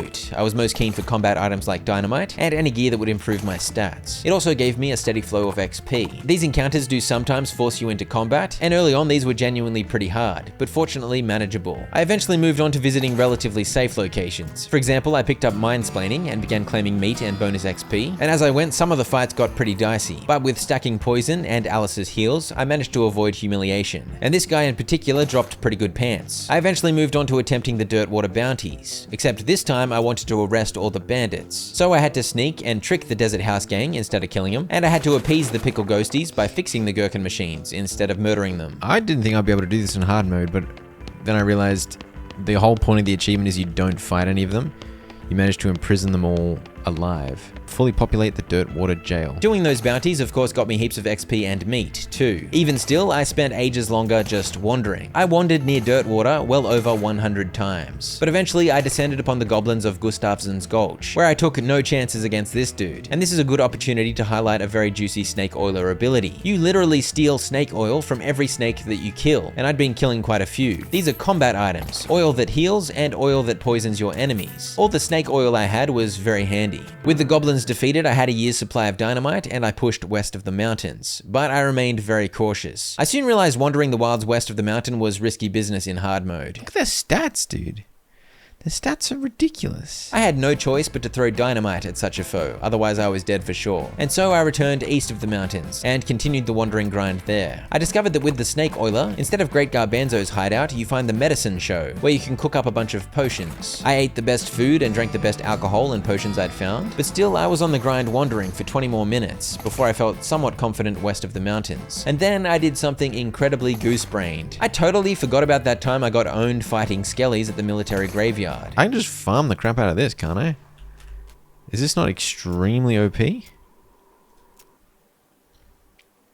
Oh my gosh. Yeah, I somehow forgot that plot number 7 outspeeds you and 1 hits you. Thankfully, I had deliberately been floating some pain tolerance, so that wasn't actually a death, it was just another stack of angry. My pain tolerance is already at 3, so I can die one more time. My stats slowly increased, I did every non-combat thing I could think of to get loot and XP safely, and I eventually ended up in Buffalo Pile, except this time I didn't screw up the recipe. Milk, then blood, then Ica. Beaker of buffalo reanimating fluid. I also did a milk lemonade mixture. So this is insane. 23 to all stats. Holy crap. The Beaker of Fudge is indeed ridiculously good. That doubled my muscle and mysticality in an instant. With the reanimating fluid, I was able to resurrect a Buffalo Skeleton Man. His name's Buffalo Bill. Pay attention. That earned an achievement, and now Buffalo Bill was traveling with the party, and he showed up in combat. Dude, Buffalo Bill just did 72 damage straight up. And I have a ridiculous damage now. I was finally feeling strong. Meanwhile, I managed to do enough breadwood quests to get the lumber required to build the bridge over the canyon. No bone bridge this time, just a good old lumber one. And I was suddenly so close to finishing. Except I learned the hard way that enemies west of the canyon were absolutely ridiculous in hard mode. I thought I was quite strong, but the foes near Frisco humbled me. Oh no. I just got owned. I now had no more pain tolerance. If I lost another battle, I would be dead. This made me too scared to stay anywhere near Frisco, and I was also too scared to get into the train heist nonsense with Emperor Norton. So I resolved that I must get Norton a crown. I'd learned by this point that you can make a crown out of gold teeth. You need 23 gold teeth to make it, which is a lot. But when wandering, you sometimes fight skeletons that have a chance to drop gold teeth, and you sometimes come across graves, which you can dig up, and these sometimes have multiple gold teeth. So I was back to wandering for quite a while. And eventually I had enough teeth. I go into this tent here. I talk to this weirdo. I give her a lot of gold teeth. She makes me the gold tooth crown. Gold tooth crown, which has insane stats, by the way. Here you go, Emperor Norton, gold crown. And so he just goes away. He goes, and I'm here. I'm done. That was also the achievement to give Norton a crown. This is definitely the safest way to get past Norton on an extra hardcore playthrough. But I think I'm done. Giving Norton the crown skipped all of the antivirus nonsense. It meant I didn't have to buy the bean off Roy Bean, and the game was suddenly over. Emperor Norton ushered in an age of unprecedented prosperity in Frisco. Dissatisfied with the thought of returning to her old life in Boring Springs, Doc Alice opened a free clinic in Frisco and lived out the rest of her days as a practicing doctor. There's the achievement to finish the game with Doc Alice, and she's got an absolutely insane clinic in Frisco. Buffalo Bill retired from the killin' trade and made a killin' open up a restaurant in Frisco. Yeah. Okay, there it is. Finish the game the hard hat way, and then the really hard way. Finish with the hard hat in a single game day. Huge achievements. But I still had some work to do. I next fired up a cow puncher playthrough. This class obviously has a muscle approach, and I didn't need to play on hard mode this time, so things went a lot quicker. This time round, I have goblin tongue before I talk to Gary. Be polite. Where are you trying to go, Gary? Settle down, Gary. I'll think about it. So now I should be able to have Gary as a companion. This was another reason that I actually did have to do the prologue again. If you get the Goblin Tongue perk from Doc Alice's bookshelf, you don't have to kill the goblin in the basement. You can talk to him and befriend him. I of course bought the Dark Horse on this playthrough, securing another achievement, and I took Gary the Goblin with me. I did all the Dirtwater bounties, except this time I was ruthless. I killed all of them. This was harder than I was expecting, even on normal mode, so I actually did have to grind a bit to get strong. Non-hard mode definitely isn't a walk in the park, especially if you rush. Fully populate the Dirtwater morgue. Once I got up to the bit where you need to build a bridge, my goal this playthrough was to make an El Vibrato bridge, the third and final option. I followed a guide for this because again it's flamin' complicated, except I couldn't read the El Vibrato language in-game, so I was incredibly confused. I needed to be able to tell what number the El Vibrato console was showing, so I wandered off to find the thingo that teaches you numbers. Once I returned, I still wasn't able to read any of the words, but I was able to figure out what to press once I could read the numbers, because I just needed the number to go up and down until it reached 606. Long story short, all these El Vibrato shenanigans got the power flowing to make a bridge happen. You twiddle the model until it bleeps and little lights flash on it. A few minutes later, a huge swarm of spider-like El Vibrato robots climb out of the canyon. hauling large stone blocks and other materials which they swiftly weld together with strange blue lights. That's huge. I built all 3 kinds of bridges over 3 playthroughs. The first time I did necromancy, second time I did just straight up lumber. And then this time we did the El Vibrato. Very good, very good. I then beat the game with Gary. After you settled in, Gary climbed to the top of the tallest building in Frisco and shot spores every which way. They say his descendants still roam the West to this day. A very good achievement. I kept this playthrough going though. I headed to Gun Manor, where I was now on a mission to kill all the ghosts. This character honestly wasn't that strong, so this was a bit of a challenge. And it was very cool to see what all these ghosts' fights look like. Things went reasonably smoothly, but then the little girl ghost absolutely destroyed me. Oh, she's insane. I had to eat heaps of spooky resist food, and put on heaps of spooky resistance gear. 95% spooky resistance. Surely I can beat her with that. She was now doing 5% damage, so that did indeed help. And the 13th and final ghost was of course Mrs. Gunn, who I destroyed easily, because she's really old. Reckoned with all 13 of the Gun Manor ghosts. I gotta play the entire game again. Finish the game with Susie Cochran. Okay, we can do that. Yeah, one more achievement, one more entire playthrough of the game. It only took me about 50 minutes this time though. The revelation of this playthrough was the Dave Yard, where I realized I could fight skeletons over and over and over to farm the gold teeth. In hard mode, this isn't actually possible. They limit the number of repeat fights you can do per day. But in normal mode, I was able to go nuts. It didn't take me that long to get the 23 gold teeth. Definitely much quicker than wandering, that is for sure. Before long, I was wandering into Frisco a 4th time, and Susie Cochran was with me this time. The idea of city life didn't appeal to Susie much. She moved down the peninsula a ways and settled a cow's bane farm. Still fighting the good fight in her way. The last achievement, very satisfying. What a great game, dude.